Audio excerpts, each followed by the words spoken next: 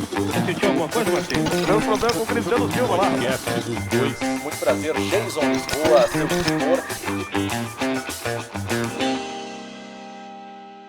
Senhoras e senhores, sejam todos bem-vindos ao nosso podcast. A página no YouTube que recebe toda semana um convidado especial, um convidado diferente e fala de futebol, fala de política, fala de saúde, fala de segurança, fala de presídio central. Aqui você encontra todos os temas dos mais variados possíveis, não é, Cristiano Silva? É verdade. E é importante esse teu destaque, Jason, porque a gente aqui no podcast dos dois, a gente tem uma identificação com o futebol porque a nossa origem é o jornalismo esportivo. Mas já está claro para você que acompanha dos dois, e se você não acompanha, vai lá, te inscreve no canal e assista os 30 e tantos episódios anteriores que você vai ver. Daqui para trás, né? Daqui para trás. Daqui para trás. Porque a gente não fez daqui para frente, né, meu querido? Não, mas aqui daqui a pouco esse episódio pode estar sendo visto claro, em outro momento. Mas assista os anteriores, você vai ver aqui. Prefeito Sebastião Melo, ator José Vitor Castiel, a ex-chefe de Polícia Civil, a delegada Nadine Flor. Você vai ver colegas jornalistas como José Aldo Pinheiro, Ribeiro Neto, Alexandre Mota, Renato Dornelles, falando sobre o sistema carcerário do Rio Grande do Sul, em especial o Presídio Central, e o surgimento das facções criminosas. Então aqui a gente debate vários assuntos. Gaúcho da Fronteira esteve aqui. Teve música também. Teve música, então assine, se inscreva e volte nos anteriores para você perceber. É claro que também teve aqui o presidente do Inter, Alessandro Barcelos, Denis Abrão, vice do Grêmio, Paulo Pelaipe, hoje está no Botafogo de Ribeirão Preto. Quer dizer, não sei se quando você assistir ele vai estar lá, mas estava há pouco tempo no Botafogo de Ribeirão Preto. Então, esse é o nosso desafio, abranger todos os assuntos. E isso aqui fica imortalizado, fica guardado para todo sempre. E no programa de hoje, eu já peço para você se inscrever no nosso canal, curte, compartilhe, ativa notificações e espalha para geral a entrevista de hoje, porque ela é com uma, eu vou usar esse termo e é correto, autoridade. Autoridade, você está certo. Com muito orgulho estamos recebendo o professor Hélio Carraveta, que há pouco tempo estava na coordenação da preparação física do Internacional. É um preparador físico, é professor, é uma autoridade da questão da preparação física, professor Carraveta. Que prazer. Eu que agradeço a oportunidade de estar aqui conversando com vocês. Na realidade, eu fiquei muito tempo, 25 anos no Internacional, e fiquei mais sempre fui caracterizado dentro da área da preparação física, mas na realidade eu trabalhei muito dentro da área da gestão de performances, gestão de atletas, de encaminhamento de atletas, gestão organizacionais, participei de diversos programas e tive em diferentes funções dentro do Internacional, onde eu tenho um carinho, mantenho um amor muito grande pela instituição e tenho uma gratidão também pelo Internacional. É um torcedor do Internacional, professor Hélio Carraveta. Sou torcedor do Internacional. Mas sempre foi? Sempre fui. Tive no Grêmio. Porque você trabalhou no Grêmio. Porque quando tu é profissional, quando tu tem o teu pai, te encaminha. Tu sempre tem não tem quem não tem um time. Alguém. Tem um time. Aqui no Sul, então. Eu sempre tive no Internacional, ia com meu pai, participava, ia nos jogos, desde a época fui treinar no Internacional quando guri, com o seu Jofre, na época no campo do Nacional, depois ia a jogos na época. Qual era a posição que o senhor tentou lá? Quem era ruim jogava na lateral direita, que só sabia correr, então eu ia treinar na lateral direita. Aí fiquei um período lá, me pegaram para correr. Aí o Dario Tavares, bombeiro, me pegou, vamos correr. Aí o seu Jofre disse, não, vai correr. Eu disse, não, seu Jofre, eu quero jogar bola.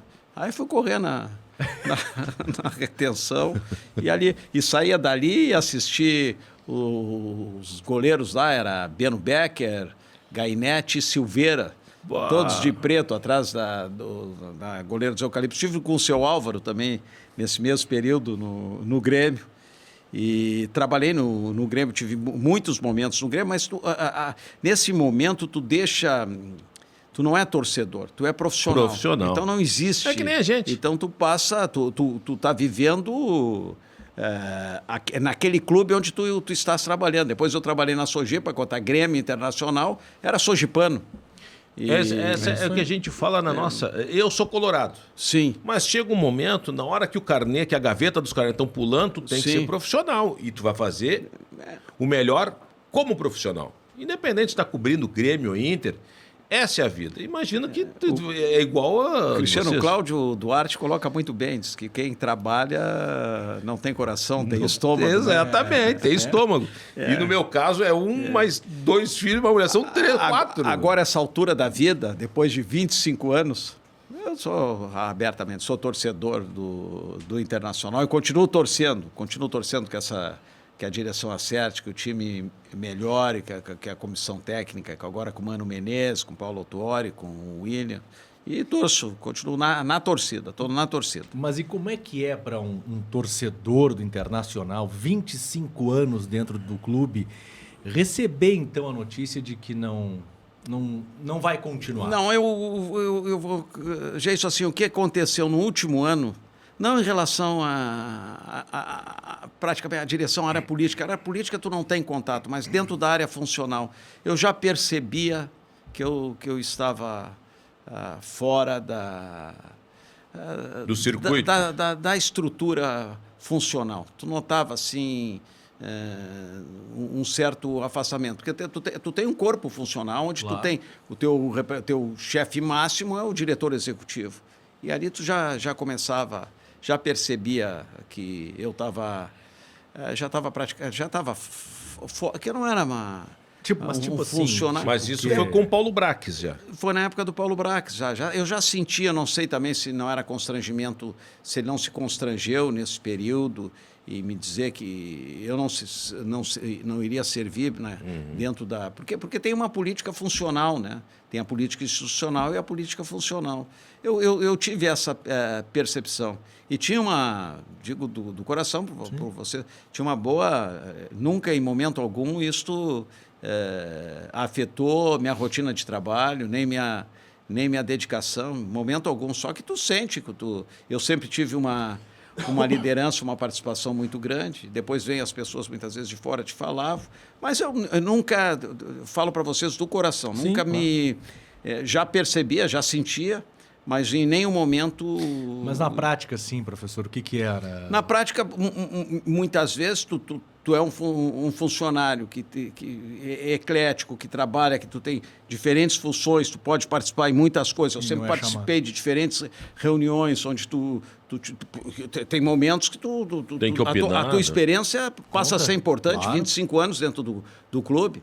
Então, aqueles momentos, reuniões funcionais, essa parte, é importante. Colocar, muitas vezes não é aceito, mas tu tem experiência, tu tem vivência, tu tem uma análise daquilo lá. Então, no momento que tu deixa de participar, aí tu percebe, né? Tu percebe.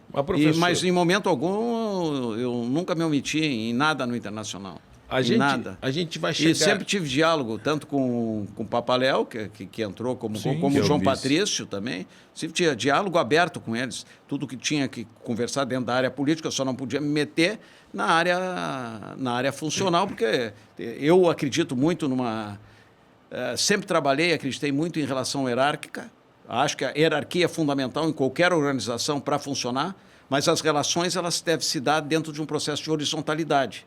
Claro. Eu acho que isto, em qualquer organização, importante. Claro, óbvio. E dentro da área da gestão, é importante também que os gestores escutar. Depois eles tomam as decisões, mas escutar. Então, nesse momento que tu não pode... Eu participava muito na relação com atletas, muitas vezes com os preparadores físicos, todos eu tinha uma relação muito, muito estreita, com o Papote agora, até antes de ir embora, tive uma relação com eles, com o menino que estava com o Ramírez também, tive uma relação de lealdade e muitas vezes colocando as dissonâncias. As dissonâncias são importantes em qualquer contexto. Então, provocava dissonâncias, só que aí tu sente um certo afastamento, mas nada que... E continuava torcendo, por tu sempre... Nunca... me omiti em nada dentro do clube. Continuo com amor e sem nenhum... nenhum rancor, nada em relação ao clube. Qual era a função que o senhor exercia nesse último ano?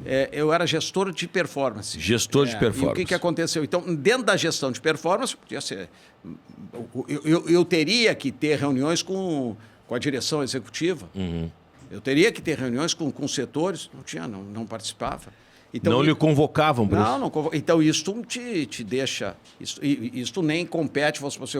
Eu não posso criticar a área política do Internacional. Só pode ser alguma, porque isso está dentro da área funcional.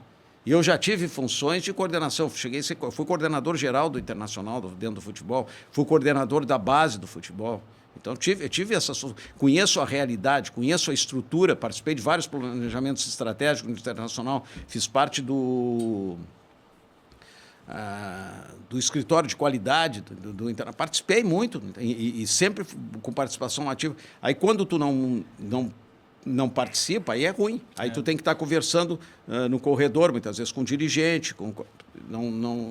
Eu acho que a parte funcional é muito importante. E a hierarquia também é importante. Eu não posso, sob hipótese alguma, posso ter 25 anos de clube. Tu pode entrar, tem um mês, tu não ter... Eu vou te respeitar hierarquicamente, tu vai ter todo o meu respeito. Eu vou tentar te fortalecer hierarquicamente, porque isso fortalece a estrutura a organização onde eu estou trabalhando. Se eu ficar com posições contrárias ou com ruídos dentro da instituição, eu passo a enfraquecer a própria instituição, que as pessoas muitas vezes não estão contra disso. Tu enfraquece a instituição. Então, esse foi sempre o que norteou a minha vida profissional. Mas o senhor nunca perguntou para o Paulo Brax não, por que eu não sou convocado? O Paulo, nós conversava com o Paulo, só que eu não sei se era a própria timidez dele ou a falta de mobilidade. Eu não estou nem aqui colocando, eu quero deixar bem claro.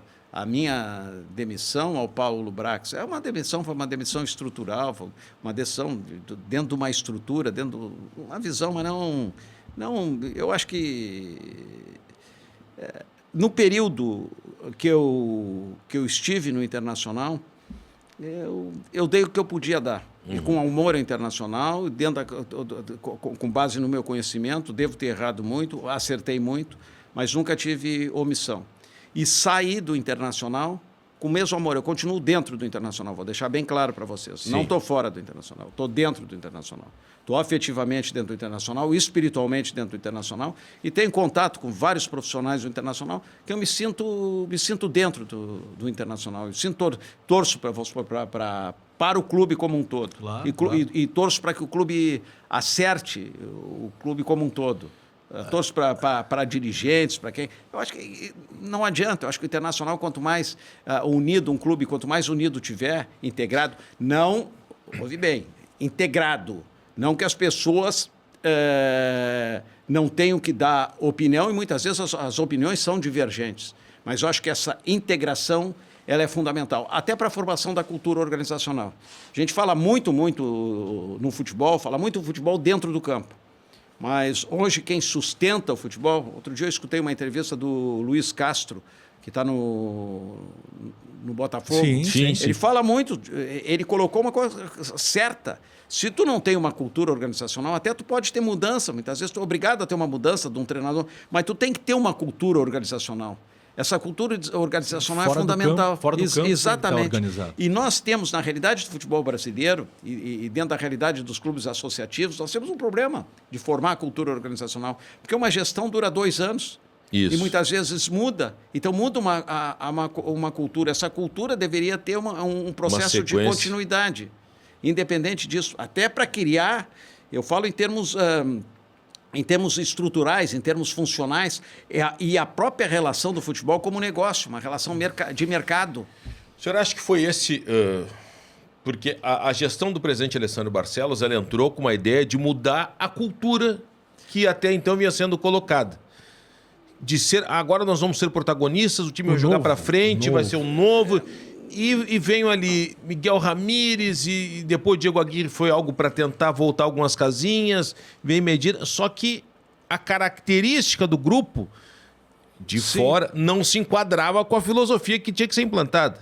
exatamente, quando tu vê a filosofia que a própria direção coloca, vamos analisar assim, eu poderia estar falando até de uma forma diferente, mas vamos analisar. São ideias que eles trouxeram, que a direção trouxe, são ideias inovadoras. E tu não pode, nós não podemos assim, são ideias inovadoras. Quando ele fala em ciência de dados, fala em ciência de dados, em avanços das tecnologias, fala em proposta de jogo, vamos analisar sem um viés de ranço ideológico ou de preconceito. A proposta é uma proposta inovadora. Sim. Se tu observares hoje o mercado do futebol, ele está sustentado, os departamentos, dentro dessa visão da inteligência artificial, da tecnologia, das ciências de dados. A direção colocou publicamente, tem uma... Aí que entra o detalhe, muitas vezes, publicamente, quando tu coloca determinados conceitos futuristas... Sim. tu tem uma... Tu fica amarrado a eles. Tu fica amarrado e tu tem uma certa resistência. Tu vira refém, né? Tu vira refém. Então, vamos supor, tu poderia ter essas ideias e divulgar gradativamente, mas as ideias, se vocês observarem, são ideias inovadoras. Não dá para... É como o Jason disse, uma promessa de campanha. É uma promessa de campanha. E que para mudar radicalmente... É difícil. É muito difícil. É difícil porque as mudanças, uma cultura, ela é consequência, a cultura, de um processo de aprendizagem, um processo de aprendizagem continuado, onde tu vai provocar mudanças comportamentais. Isso não se dá num curto espaço de tempo.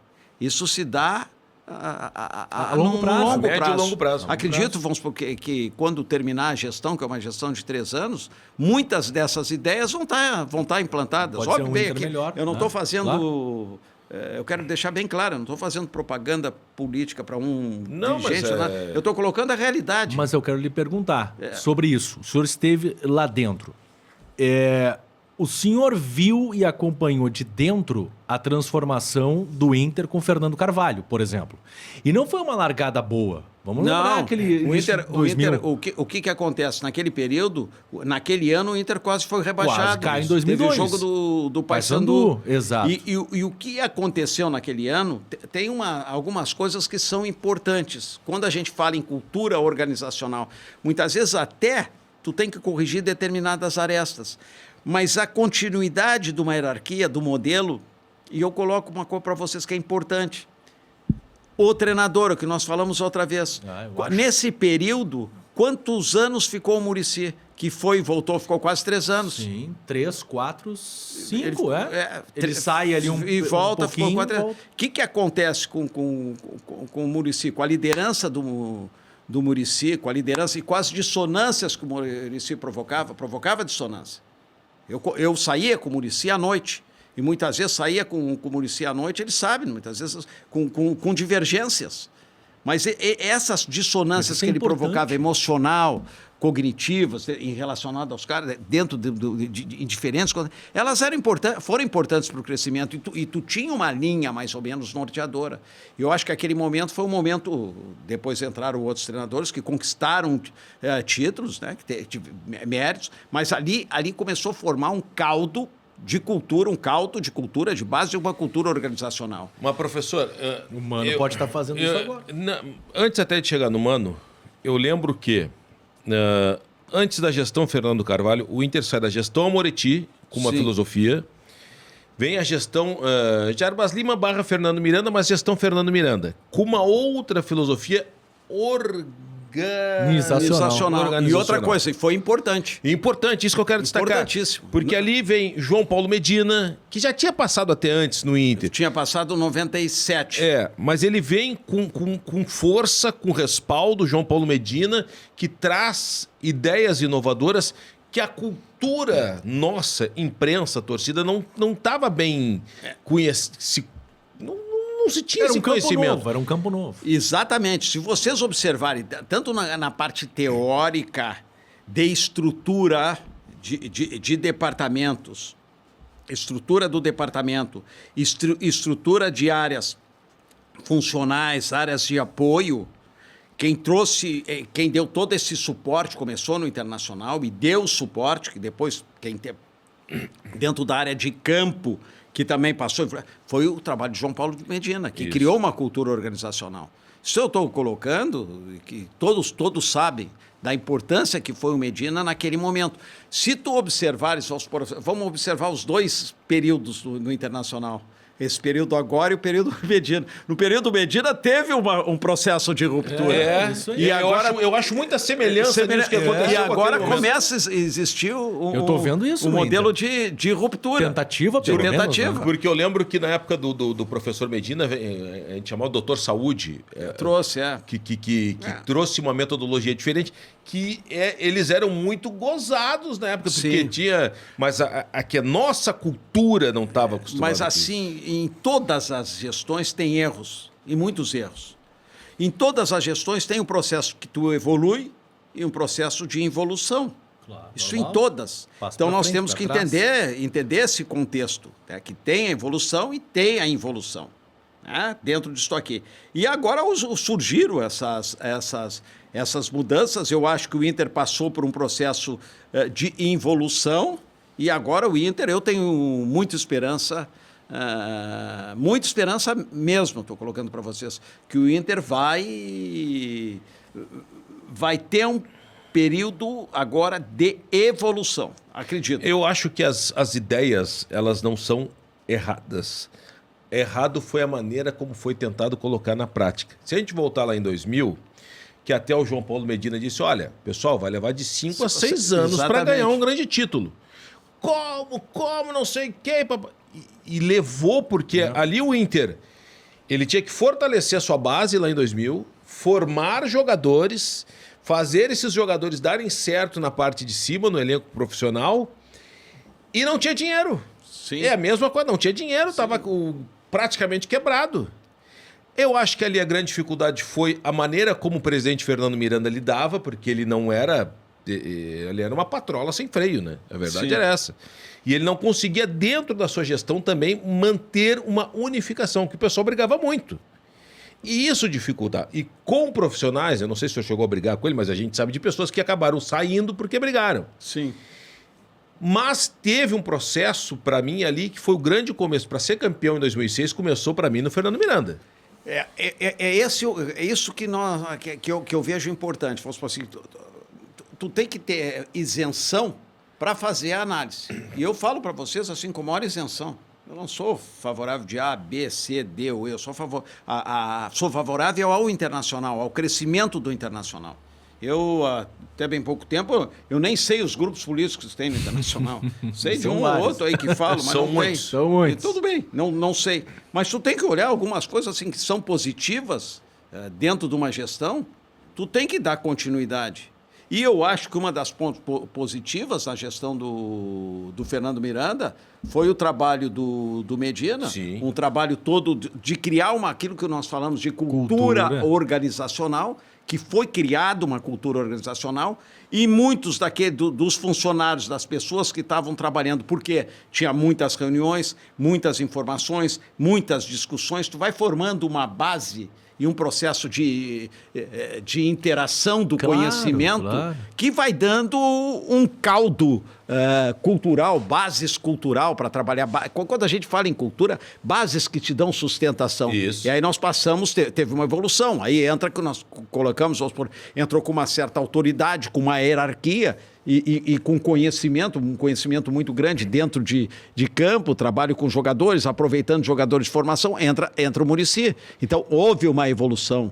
E ali o Internacional depois teve os maiores títulos da história do Internacional. E aí, como o senhor falou da ruptura, né? Porque na gestão Miranda, eu lembro que daquele núcleo ali, o professor Clóvis Dias, que no São Paulo também fez, e ali levou Lisca, Guto Ferreira, eles vieram para o Inter. Aí assume o Fernando Carvalho, porque o Inter não ganhava nem Grenal, mas tinha que ter esse período. Eu acho que é fundamental. Esse período de reformulação é difícil ganhar alguma coisa. Nesse período também, quem surge ali? O Lisca está nesse Lisca. período, o Guto nesse período com autoridades, o Mano Menezes surge nesse período. Então Técnico do juvenil, são né? todos treinadores de hoje que são treinadores de relevância no cenário nacional, né? E aí, quando assume Fernando Carvalho, que o Inter quase cai naquele prêmio, porque agora nós temos que voltar a ganhar. Aí tu incha de novo com uma série de jogadores, como o Inter ainda não tinha dinheiro. Tu pega um monte de jogador emprestado, atrasa salário. Aí é um inferno, porque o Inter pegou um monte de cara que renegado nos clubes e fica um bololô, cara, que quase cai. Quase cai. Exatamente, aquele ano com o Paysandu. Aí quando toma 5 do Figueirense é que surge o Muricy no Inter no outro ano. Exatamente. Mas tem uma situação importante também, e eu acho que a gente caminha também por esse vale, que é professor Hélio Carraveta. Primeiro, você está chegando agora, professor Hélio Carraveta, nosso convidado, te inscreve no nosso canal, curte, compartilha, ativa notificações, espalha para geral, manda no WhatsApp, tem um botãozinho embaixo aqui do vídeo, onde você pode compartilhar esse vídeo, manda para o WhatsApp, porque estamos recebendo uma autoridade, estamos falando de internacional, mas também teremos outros assuntos importantes. Presta bem atenção que aqui você hoje vai saber da história do Inter, vai aprender conhecimentos de futebol, com esta autoridade que é o professor Hélio Carraveta. Questões físicas importantes. Futebol não é só bola anticampo, correr atrás, tem muita coisa até chegar ali. É isso que eu vou colocar agora, porque a virada do Inter, olha a questão, por isso que eu digo, as pessoas certas, você pensar no projeto, o Inter traz uma pessoa para botar no vestiário naquele ano de virada que tinha uma mentalidade extremamente vitoriosa, que era o professor Paulo Paixão. Exatamente. Poxa, você aí coloca... aí soma o Paixão dentro do a mentalidade grupo, aí tá com o Muricy, uma história vencedora. Então tudo começa... E outro aspecto também que eu coloco para vocês que é importante é criar, integrar. E o vestiário era integrado. Tinha as diferenças, sempre vai existir as diferenças. Claro. Mas tu tem que estar integrado, tu passa a ter sustentação. E o Paixão é uma excelência em relação a esses mecanismos de integração. Ele consegue conversar com o jogador, consegue estabelecer canais de comunicação. Não foi pro senhor que ele mandou aquele áudio lá. O áudio vazado. Aquele áudio ali foi o... querido Paixão. Então é uma somatória. E agora eu acho que são fases. Eu acredito, volto a colocar para você, acredito nessa nova fase do Internacional. Eu acho que sim. Eu acho que sim. Tem que acertar alguns pontos. Vai acertar. E outra coisa, tem profissionais, veio o Paulo Autuori. Olha a história do Paulo Autuori. Paulo Autuori foi um vencedor. O outro também outra coisa, andou pelo mundo inteiro. O senhor trabalhou com ele como técnico no Inter. Com ele como técnico do Inter, 1999. Paulo Autuori, além do mais, Paulo Autuori tem um caráter muito... Paulo, eu era coordenador do Inter nesse período. Sabe como é o contrato do Paulo? Como é que quando o senhor disse que é coordenador, não é da não, era coordenador geral do Inter. Coordenador geral. Eu cheguei a fazer logística, até dinheiro da arquibancada, aquele dinheiro buscava, botava no... Isso em 99? 99, 98. O Paulo faz o contrato, sai quando ele quer e o clube manda embora quando quer, não precisa pagar, não tem nada. Boa. Ele sempre foi... E um cara que tem uma capacidade... Eu acho que ele tem um diferencial humano também. E tem uma capacidade... Ele vai ajudar... E entra humano também agora. Esse rapaz que entrou também no Internacional... William Thomas? Bom. Foi preparador físico, né? Foi preparador físico. Ele fez um bom trabalho no Atlético Paranaense. Bom trabalho. Ele fez formação em Madrid. Tem boa formação, jovem. Aí, é um profissional que... Não sei nem... Eu gostaria que esse profissional ficasse no Inter uns 10, 12 anos. Acho que é um profissional importante e a juventude com a competência, ela é extremamente importante. Eu tenho certeza que eles vão fazer um bom trabalho. Mas o futebol, o que acontece? O futebol pode ter bons profissionais, mas a bola não mas entra, a bola é o futebol é um esporte. Eu até escrevi um livro sobre isso, acho que foi o último livro. O futebol é um jogo da improbabilidade, é um jogo da incerteza. Não sabe o que vai fazer. O pior ganha do melhor, acontece, mas tu tem que acreditar. Mas tu tem que acreditar e ter respaldo, né? Exatamente. Respaldo. Exatamente. Tem aquele outro livro, não é do professor Hélio Carraveta, mas a bola não entra por acaso também, né? Exatamente, a bola não entra. Tu tem que ter uma estrutura. Uma estrutura. E essas estruturas Nós temos que entender que elas hoje são fundamentais. Tu tem que ter uma base, uma estrutura que dê sustentação. Não é o cara só lá dar o treino, ele tem uma estrutura toda por trás que é importante. O senhor esteve no Inter quando o Fernandão, consagrado Fernandão, disse que era um puxadinho.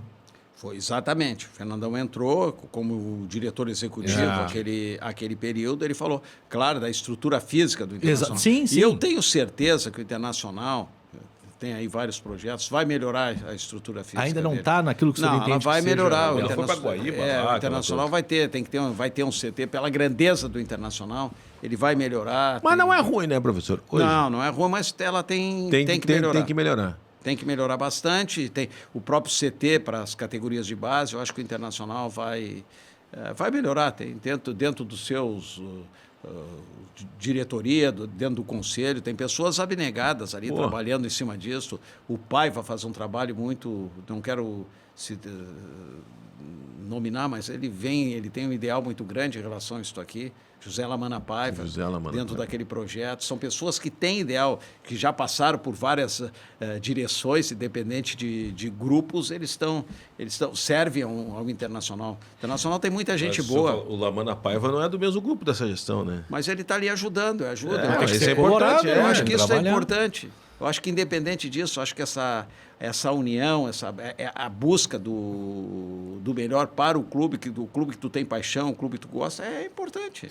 Das pessoas que são conselheiros, que gostam do clube, que estão ali para ajudar. Tem que ser colorado acima de tudo, são colorados, né? Professor Carraveta, o senhor trabalhou com o Mano Menezes no Inter em 1900 e... Mano Menezes tem uma história.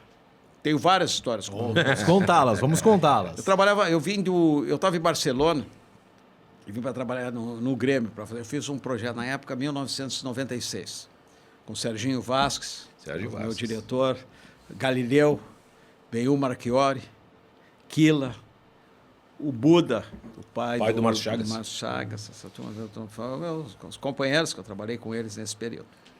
E naquela época, o Grêmio perdeu um jogo. Clebinho Xavier era o treinador do infantil, Armando do juvenil, Decessartes, o Ronaldinho treinava com o Armando, o juvenil foi o primeiro contrato dele profissional, não me lembro, se eu me lembro na época, em 1996, deve ter sido maio de 96, e Rogério Zimmer do Júnior. E o Grêmio perdeu um jogo e ganhou todos os campeonatos. E o Júnior ganhava os Grenais, os 2 Grenais foram goleadas do Grêmio. E teve um time que o Grêmio não ganhava. Eu estava atento ali ao futebol, nós somos a Venâncio Aires, não ganhamos. Veio a Porto Alegre e não ganhamos, e tudo era goleado. O time fechadinho. Via aquele treinador na porta ali, chamou a atenção, mas deixei. O Grêmio contrata no ano seguinte, 98, ele traz 3 jogadores daquele time. E nem um jogador acertou. Quando nem um jogador acerta, aquilo me vem na cabeça. Não acerta porque o time dele é organizado. Claro. Ele tem uma organização de equipe. Tudo bem. 2000. O senhor pulou de 96 para 2000. Não, isso foi 96. 96, mas agora ele vai estar no 98. Não, 99 ou 98. 99 o Mano faz um estágio com Paulo Autuori. No Inter. Teve lá com o Paulo Autuori, fez estágio com o Paulo Autuori. Tudo bem. Aí conheci o Mano, já tinha conhecido antes, conheci o Mano. 2000, na gestão do Miranda, as decisões dos caras era por currículo e depois tu selecionava, fazia entrevista. Eram 6 no colegiado, ou 7. O Mano foi considerado treinador do juvenil por unanimidade. Aí começou a trabalhar no juvenil, depois trabalhou no júnior. Na época que ele trabalhou no júnior,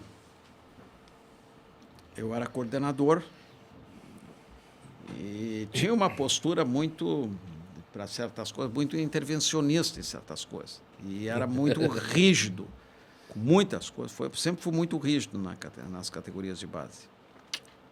Nós vamos para Belo Horizonte. Em Belo Horizonte, olha a personalidade do Mano. Nós estamos em Belo Horizonte e um jogador foi expulso. E eu sempre nas reuniões eu colocava para eles que é importante cada um ter o seu espaço. E vai alcançar o espaço gradativamente, através do trabalho, mas nós temos que respeitar o espaço de um e não interferir no espaço de um. Nós temos que trabalhar como um todo. Eu desço o túnel no intervalo, puto, brabo. Sim. O menino foi expulso. O mano põe a mão assim, ó. Professor, aqui é meu espaço. O seu é lá, aprendi com o senhor. Boa. Ganhou. Não, mas assim, sério e brabo. Sim. Eu baixo a cabeça, vou para o vestiário, assisto a preleção, volta para o campo. De noite voltamos para o alojamento, tomamos chimarrão, conversamos, como se a coisa, nada tivesse acontecido. Mas eu fiquei com aquela coisa aqui dentro. Aí continuou, passou o tempo. Eu, numa dessas palestras que me convidaram aí, eu contei essa atitude do Mano Menezes. Aí, numas férias, essa aqui, ele foi tomar um chimarrão comigo, eu contei, ele disse, não me lembro disso. Eu disse, claro, não lembro porque não marcou em ti. Tu deu uma mijada. Mas tu vê que a personalidade dele, duas coisas que me marcam com o Mano. Primeiro, a postura dele. Ele não é um cara demagogo, é um cara muito transparente e se posiciona. Não tem... Ele se posiciona de uma forma... Esse aqui é meu espaço, não é teu. Começa por ali, isso ali é júnior, já tinha isso. E outro aspecto também é a parte da organização tática. Ele é um bom... Não, a gente está vendo no Inter Ele agora. É um bom estrategista.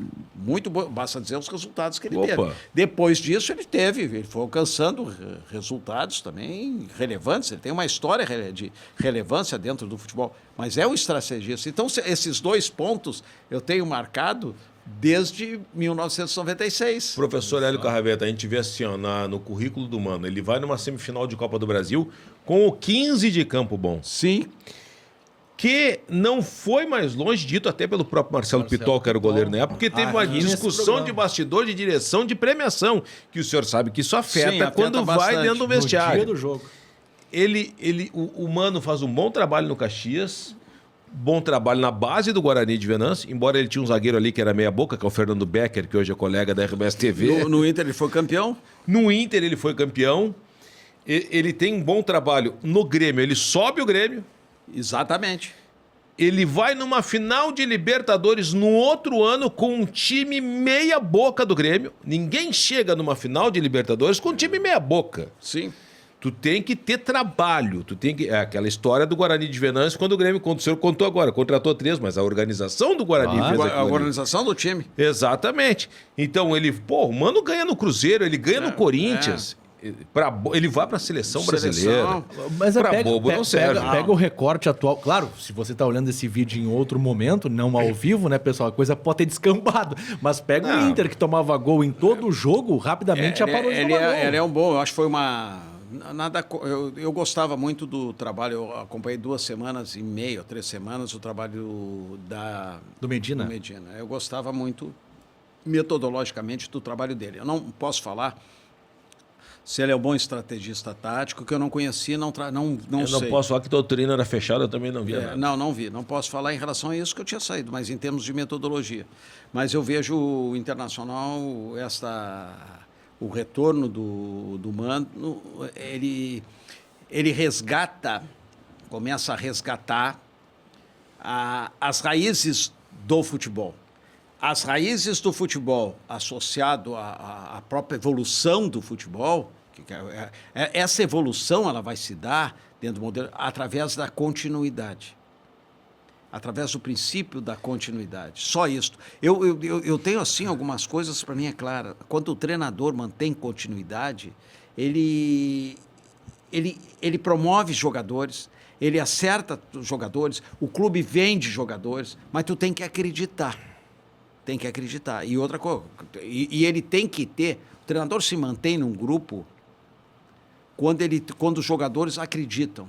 No momento que os jogadores passam a não acreditar, aí é difícil manter. Aí eu acho que foi o que aconteceu com o Ramírez e com o Medina. Mas eu ia colocar agora, por que com um grupo praticamente o mesmo, agora está alterado, agora esse grupo está alterado, mas por que esse grupo jogou com Abel Braga, por exemplo, a ponto de ser vice-campeão brasileiro e não ganhar o título por erros de arbitragem no último jogo. E com outro treinador o trabalho não encaixou. Aí eu te digo, nós estamos falando de organização. Né? Organização. O Abel é um... E de conhecer o clube, né? É um estrategista e ele montou... A proposta do Abel era uma proposta de jogo para o adversário. Não era um modelo de jogo do time, era uma proposta de jogo em relação ao adversário. Uma proposta de jogo em relação ao outro adversário. Uma proposta de jogo em relação ao adversário. Entendendo que ele tinha na mão. Exatamente, treinava para aquilo. Se valeu muito também dos analistas, muito, dos analistas de desempenho do clube. Os analistas trabalharam muito com ele. Muito. Ficar 2, 3 horas analisando a equipe adversária ou mais. O senhor sabe que isso hoje tem uma divergência muito grande, né? Analista de desempenho para colocar em prática, ciência de dados, números, como o senhor mesmo disse. São todas peças importantes, mas ainda está valendo a questão do toque, do olhar. Isso que tu coloca é fundamental. Mas as informações, são importantes. Aquelas informações, se tu consegue categorizar, tu não pode buscar todas as informações. Tu tem que ter categorias de informações que te interessam. Tu categoriza as informações, pega essas informações, conjuga essas informações de acordo com a tua percepção e de acordo com a realidade, sim, te ajuda muito, é fundamental. Agora, o analista, ele não tem que tomar decisão. O gestor de mercado não tem que tomar decisão para contratar, ele tem que mostrar das informações. Quem tem que tomar a decisão não é o gestor de mercado. Como um analista, quem tem que tomar a decisão, ele dá as informações que o treinador quer.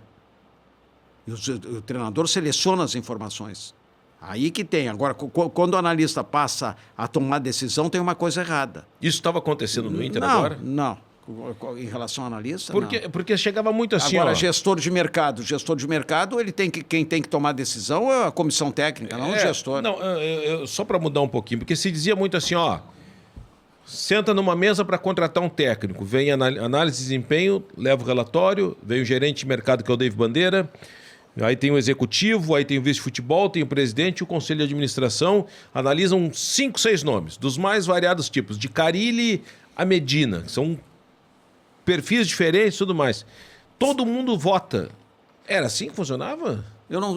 Aí é que eu te digo, eu não participava. Eu não posso te falar do que porque eu não eu sei. Concordo com o senhor, porque o analista de mercado, ele faz um relatório com características, eu quero um lateral que seja bom no apoio, cruzamento, não sei o quê. Bom, no mercado tem assim, aí vai, de valor a tal. Aí tu vai restringindo. E eu acho que para decidir tem que ser uns 2, 3 no máximo. O que eu estou te colocando, Cristiano, é o analista de desempenho. Sim. Ele analisa o adversário. Tu tem um analista interno? Não, que o analista de desempenho também analisa jogador para contratar aquela coisa. Não, eu estou falando do analista... Não, esse é o analista de desempenho que tu trabalha, vamos por dentro do clube, tu tem analista que ele faz observações, 2 analistas ou 3 que fazem observações das equipes adversárias para jogar. Sim, nesse aspecto que eu estou te colocando. Sim, então, ele passa a dar informações. Aí, na outra área que tu coloca, gestão de mercado, aí é outro patamar. Aí está dentro da gestão do diretor executivo, dos gestores de mercado, dos scouting, do próprio departamento jurídico. É outra mas tem quem analisa turma. E quem busca esse relatório, é isso? Exatamente, aí é outra turma. E isso está crescendo muito nos clubes. Tem clube que tem 16, 17 profissionais só para trabalhar dentro dessa área. Dentro da área da captação, da observação. Lembrei de um outro termo, João Paulo Medina, comissão multidisciplinar. Exatamente. Que todo mundo, o que é isso? Não pode.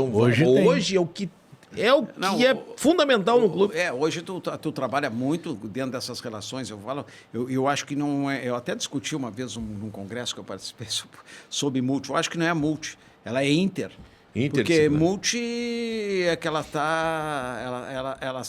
têm uma certa divisão, ela tem que estar, elas têm que interagir. E eu acho ainda mais que ela entra num outro nível trans, porque no trans, o que acontece? Nós estamos conversando, nós aqui. Tu não tem barreira, eu não tenho barreira para estar conversando contigo. Eu estou tendo liberdade, porque assim, nós estamos com os espíritos desarmados. Quando tu entra com esse espírito desarmado, tu entra tu entra num outro estágio de interação. Uhum. E isto, o que acontece muitas vezes que dentro de um processo de discussão, tu defende uma tese e muitas vezes tu vê que aquela tese não funciona, mas tu é um defensor daquela tese porque aquilo ali é importante. Tu não cede. Ou tu tem uma determinada teoria, ou tu leu determinados artigos que tu tem convicção daquilo ali e tu quer defender aquilo ali. Não, tu tem que estar desarmado. Tu tem que entender a realidade, tu tem que conjugar com aquela realidade. Muito bem, vamos já continuar o papo com o professor Hélio Carraveta. Já fica aqui o convite para você. Tá chegando agora, eu te recomendo, vai para o início, porque já tivemos muitos assuntos, muitos temas importantes e teremos agora, logo, a sequência do bate-papo com o professor Hélio Carraveta. Posso fazer só um registro? Pode, claro.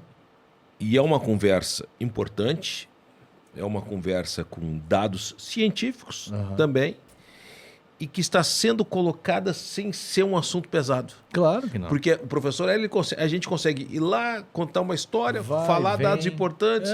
Isso é bacana, professor. Isso é bacana. Então, a gente já vai seguir o papo com o professor Hélio Carraveta. Só antes, deixa eu agradecer os nossos apoiadores, o Gui. Brilha na tela aqui, Garimpos, joalheria e ótica no Calçadão de Canoas. A galeria São Luís, ali no Calçadão de Canoas, fica próxima da passarela. Do ali, trem. Né? Sai da estação Canoas do trem, ela tá na cara do gol. Não vai pro lado da Auxiliadora, vai pro lado do Calçadão de Canoas ali. Desceu o Calçadão de Canoas. A Garimpos Joalheria e Ótica está à sua disposição, com brincos, anéis, aliança, relógio, óculos, está tudo à sua disposição lá. É só conversar com o Robson Medeiros e a sua equipe. Óculos de sol, esse é de lá, ou Cristiano? Esse é de lá. É de lá, viu? Só, e marcas, muitas marcas à sua disposição. Mais variadas. Das mais variadas na Garimpos Joalheria e Ótica.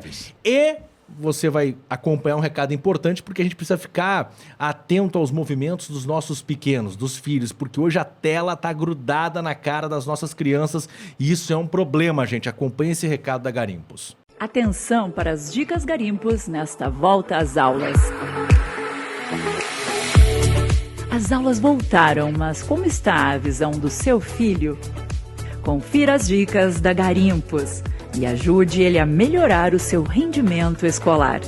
Seu filho costuma esfregar os olhos ou piscar excessivamente para ler, estudar, usar o computador, jogar videogame ou assistir TV? Seu filho tem dores de cabeça frequentes na hora de ler, desenhar e escrever quando utiliza a visão para perto? Seu filho consegue ler por muito ou pouco tempo antes de fazer uma pausa visual? Essas são dicas que ajudam a identificar algum problema. Mas se você tem alguma dúvida, nós podemos ajudar com a melhor solução oftalmológica. Manda um WhatsApp pra gente. Garimpos Joalheria e Ótica. Quem compra sempre volta. Tá aí, portanto, Garimpos Joalheria e Ótica no Calçadão de Canoas. Procura lá, Garimpos no Calçadão de Canoas. Brilha na tela também, Gui, nossos parceiros do Bistrô Catedral. Bistrô Catedral, que fica no Centro Histórico de Porto Alegre, na Duque de Caxias. Onde é que fica o Bistrô Catedral? O nome já diz, né? Do lado da Catedral. Ah, então tá. Catedral, lá na Duque. Duque, Catedral, a Duque você tem um sentido, Catedral tá à direita. Tu vai cruzar Espírito Santo, que é a rua que desce lá da Catedral, na outra esquina. Nós vamos fazer um vídeo, nós vamos fazer um vídeo. Agora, quando a gente for lá almoçar com o Adriano e o Leandro, a gente vai fazer um vídeo para mostrar exatamente onde está o bistrô. E vamos colocar aqui, porque o vídeo do buffet, a gente tem, acompanha o vídeo do buffet do Bistrô Catedral de segunda a sexta e aos sábados feijoada. Tem feijoada. Ao meio-dia. Ao meio-dia no centro de Porto Alegre. Acompanha o vídeo. Tá aí, portanto, Bistrô Catedral, no centro de Porto Alegre. Brilha na tela também, Gui, nossos parceiros aqui dos dois, podcast dos dois, Hubble Celulares, consertos de smartphones. Está com um problema no teu celular? Leva na Hubble Celulares, Avenida Sertório 892. Tá com um problema no teu equipamento eletrônico? A Hubble Celulares te reconecta com o mundo. Não deixa passar, gente. Procura lá, Avenida Sertório 892, tem estacionamento no local. Tem que ir na Sertório. Não, mas tem estacionamento, fica Exatamente. tranquilo. Hubble Celulares, conserto de smartphones. Brilha na tela também, Gui. ProHub é o local que dá condições para a gente entregar para você um trabalho de qualidade. Onde o sonho vira realidade. Então traz o teu sonho para ProHub, conversa com o Vitor, com o Cris, com a Rafa, com a galera toda e você vai voltar para casa com a ideia no papel. Os caras são muito bons, os caras são feras. ProHub, conexão audiovisual, os parceiros do Dos Dois. E se você quer ser parceiro do Dos Dois, quer mostrar sua marca aqui no nosso podcast, fica à vontade, entre em contato. Tem essa mesa à sua disposição aqui. Vamos fazer negócios, né, Cristiano? Precisamos de parceiros. E os nossos parceiros que nos ajudam hoje e aqueles que lá na frente estarão também dando apoio para a sequência do nosso projeto do Dos Dois Podcast. Com o professor hoje, Hélio Carraveta. Hélio Carraveta. Professor Carraveta, o Muricy, na Rádio Guaíba, vocês se emocionaram. O professor Hélio Carraveta ficou emocionado conversando com o Muricy Ramalho. O Muricy nós convivemos, tive uma convivência muito intensa com ele, em vários momentos assim no internacional. Nós convivemos fora e tivemos assim um carinho muito grande um pelo outro, não que existisse, nós tínhamos muitas vezes algumas discordâncias em algumas coisas, mas foi uma pessoa que marcou muito no internacional, né?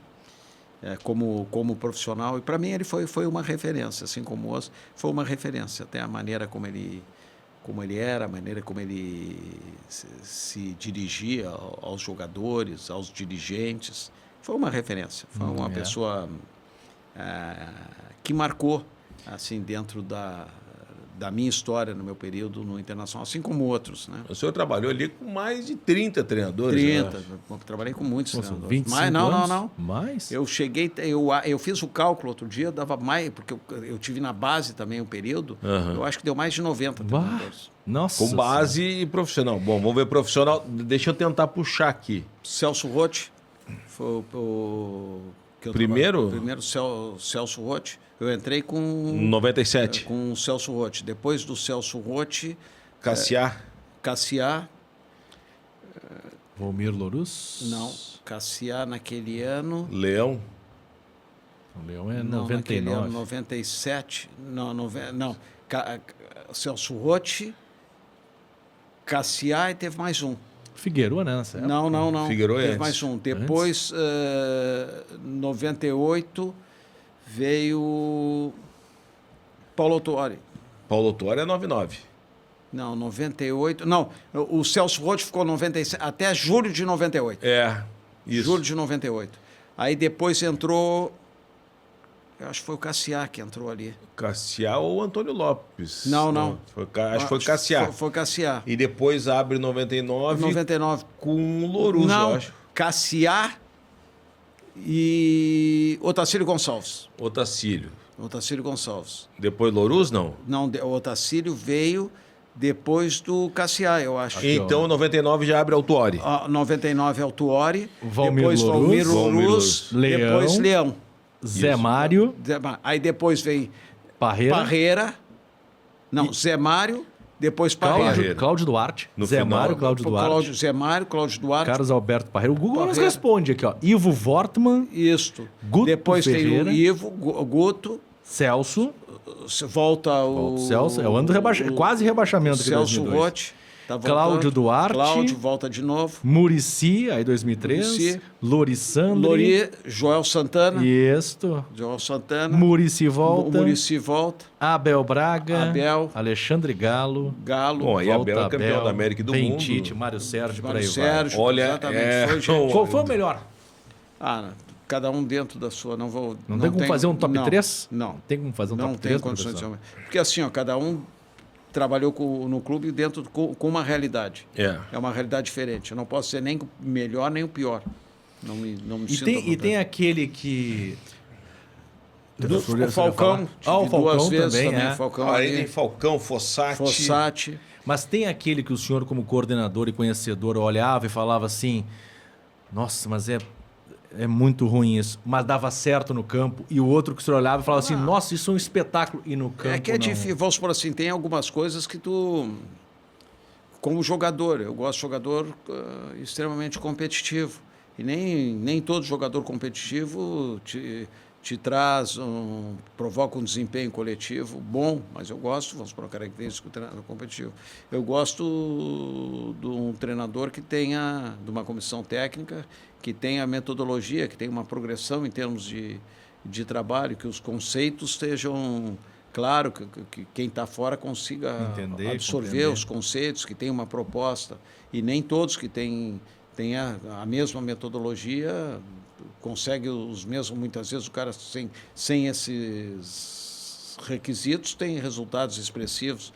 Então tu nota que tem diferença. Então tu querer conceituar um que é bom ou ruim, eu não sei, agora teve o Ramírez no Internacional. O que acontece com o Ramírez? Um treinador inovador, treinador que vem com uma série de propostas, que teve dificuldade para implementar a metodologia, e outra coisa, também a realidade, ele não teve tempo também de conhecer a realidade. O futebol não dá muito tempo, né, professor? O problema é esse, isso é importante, Cristiano. Por isso quando tu contrata o cara, tu tem que entender que ele pode ficar ali um mês, ele tem que conhecer o métier daquele contexto. Para um estrangeiro é pior Exatamente, ainda. É complicado. Carilli foi demitido agora do Atlético Paranaense com 21 dias. 21 dias. Quebrou o recorde do Falcão. O Falcão ficou no Inter... 25. Bah. Não dá 21 dias do Carilli, acho que não deu tempo dele dar 5 treinamentos com jogos e viagens. Ele não deve ter trabalhado, vou ser bem sincero, não trabalhou 10 horas com o grupo. Nossa, olha só. Aí é complicado. Mas aí é erro de quem contrata. Tem um erro aí. Tem que ter, outra coisa, tu tem que ter convicção. Quando tu contrata, tem que ter convicção. Ou, muitas vezes, tem um problema também, o jogador não fala muito. Muitas vezes o jogador também não aceita o trabalho, mas tu tem que ter convicção. E muitas vezes tu acha que a tua relação passional, tu acha que com o estalo de dedos tu vai conseguir modificar, vai mudar o ambiente, vai mudar a cultura. Pode momentaneamente, mas não dá. Não mudou isso no Inter. Mudou. A mudança já começou com eu fui ao jogo na despedida do D'Alessandro. Ali já o astral já melhorou. E o Mano também. Tu vê assim o posicionamento do time. Hoje o posicionamento do time é um posicionamento diferente. Agora tem que dar continuidade, né? E tu tem que ter capacidade de manter o treinador nos momentos difíceis. Sim. Mas o senhor viu jogadores não entendendo na época do Ramírez, do Cudê, não, eu Medina? Nesse contexto todo, tem jogadores, sempre vai existir jogadores que muitas vezes têm dificuldade de entender o treinador. Eu já cansei de pegar jogador falando, não. Eu disse, vamos lá falar com o treinador, tu vai explicar para ele que tu não está entendendo. Pô, isso é pro teu bem, pro bem dele. Eu vou falar pro treinador. Eu vi no treinamento o Walter batendo cabeça uma vez com o treino do Fossati. Os caras não entendem. Eu vou falar com o treinador. Mas não tem... isso não tem mal algum. Não tem melindre. É pro bem de todos, né? Outra coisa, se tu tá tendo dificuldade, fala para ele. Eu acho que tu tem dificuldade, não estou entendendo o que o treinador quer. Quem sabe ele não vai te explicar. Mas tu vai ter um maior rendimento. Daqui a pouco o jogador pode ter. O treinador vai pegar no meu pé, não jogo mais. Mas não pode ter esse medo, isso tem que ser claro. Mas o senhor sabe que tem técnico que faz isso. Tem, mas tu tem que ter confiança. Se o técnico faz isso, tu não leva o jogador. Eu não levaria o jogador. Se eu sei que o técnico, se eu percebo que o técnico é rancoroso, não vai acertar o diálogo, eu não levo o jogador. O jogador me fala... Sim, entendi. Tu tá entendendo? Eu vou levar o jogador quando eu sei que o cara tem abertura. E outra coisa, eu tô pensando no treinador, tô pensando no jogador, tô pensando no time como um todo. Nós não vamos citar nomes, mas nessa lista que a gente colocou aí, tem alguns ali que são rancorosos. Quando tem rancor, muitas vezes o cara... Tem duas coisas. O cara muitas vezes é bronco, mas ele é dócil.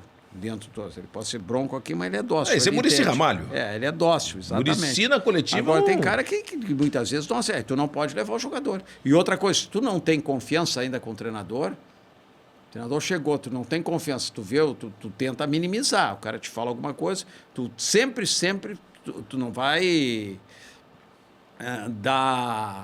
tu vai mostrar pro jogador o caminho.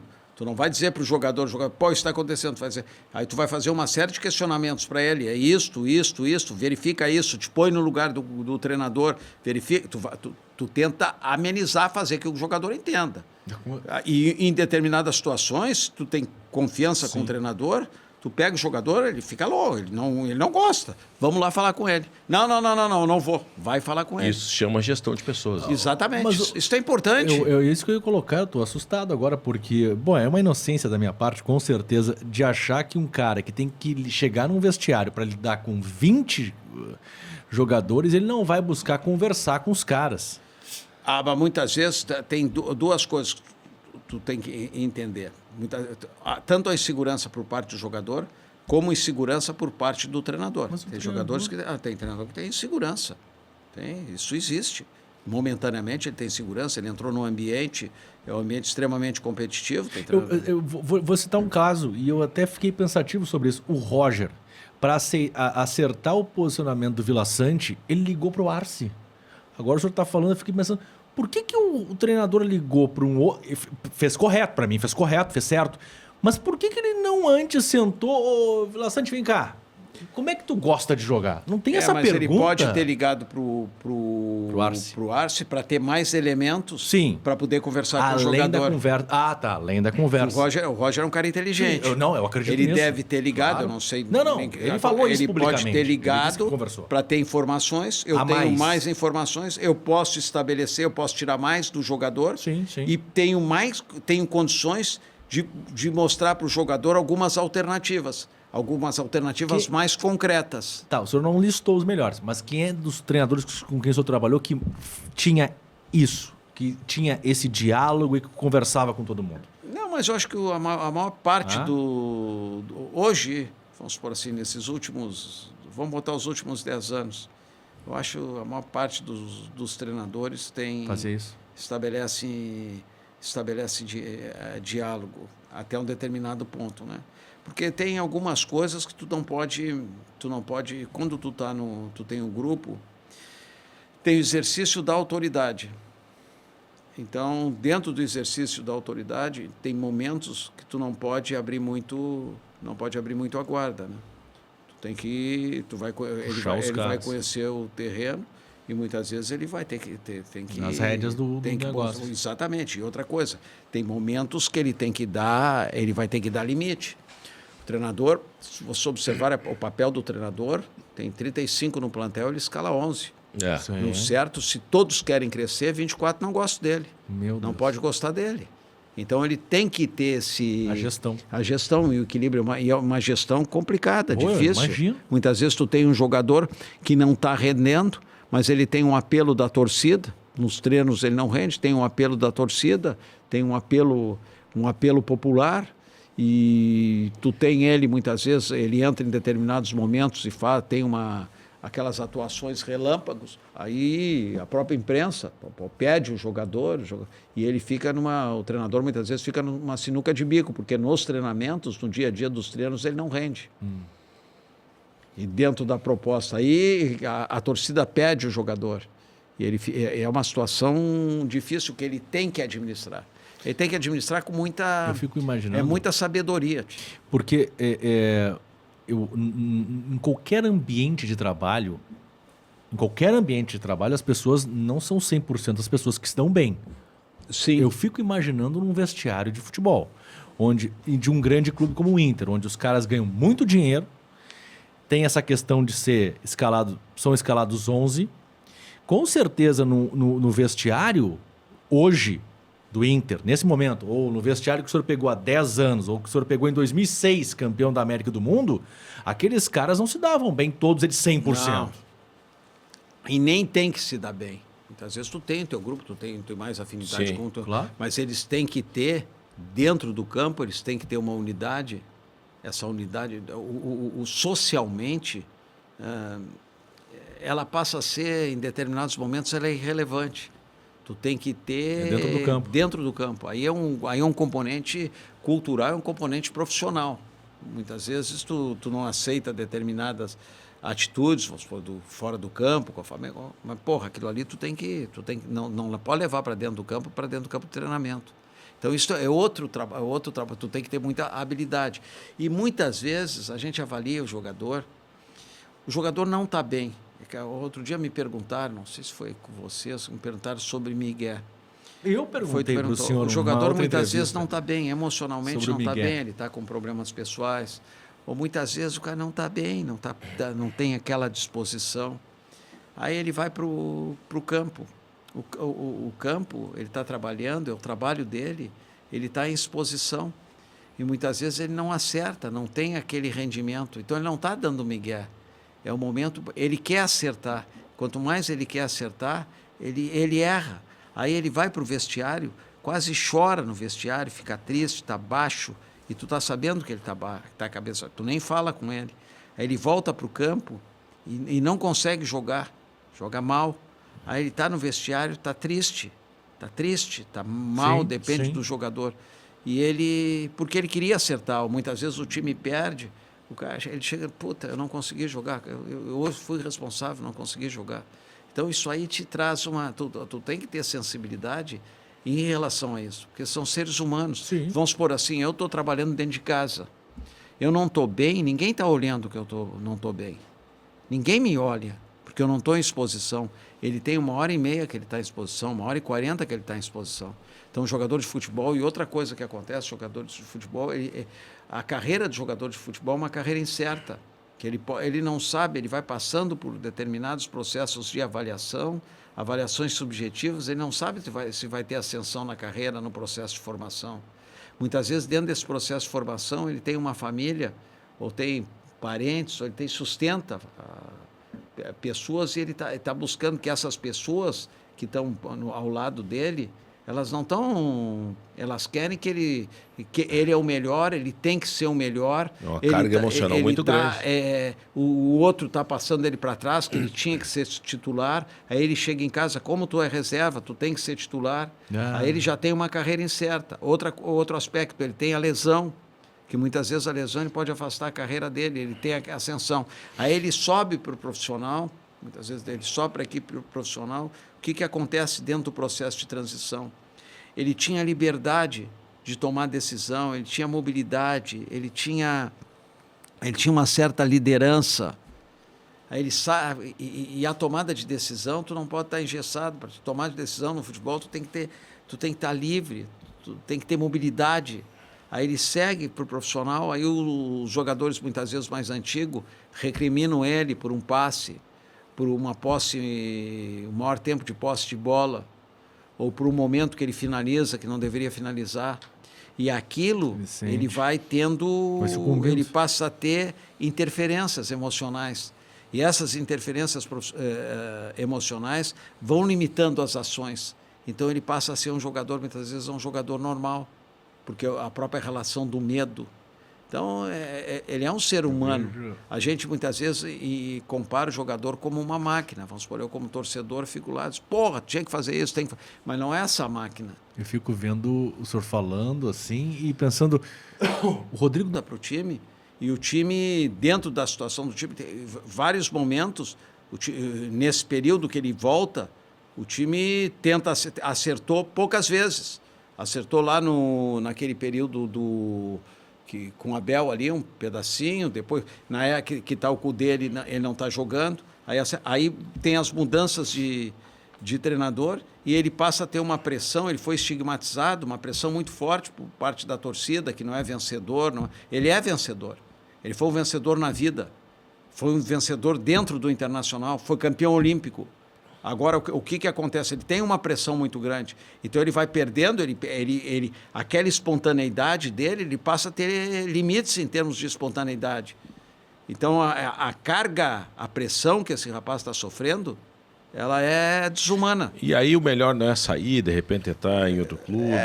O sair ele tem que ter também ele é profissional, ele tem que ter uma oportunidade também para sair. Tem que alguém querer, ele tem que aceitar e o clube tem que aceitar e negociar. Agora, eu entendo que à medida que a equipe começar a ter um padrão mais sólido de jogo, esse jogador vai contribuir muito para o Internacional. Eu estou dizendo uma coisa que muitos torcedores vão estar me criticando, muitos analistas vão estar criticando, mas eu entendo dentro de um processo, pela história dele,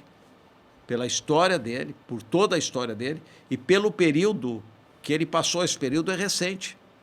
Foi naquele período da pandemia. Eu, inclusive, não trabalhei com ele esse processo, porque nos tiraram. Teve um remanejo ali. Do problema da pandemia. Tudo. E ele passou uma situação difícil. Um ano, praticamente mais que um ano. Então, como tu não vai analisar isso?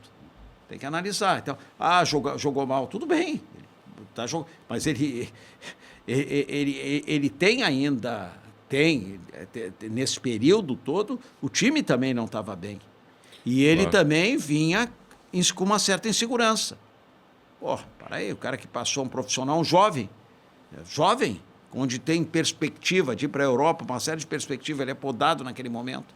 Então é uma situação muito difícil. Tu olhar pelo lado humano, agora se olhar ele como uma máquina, descarta, manda embora. Na maioria das vezes a gente olha como uma máquina. Como uma máquina, mas não é uma máquina. Não Vamos supor, esse rapaz tem uma história. É uma história que eu acho que tem que ser respeitada.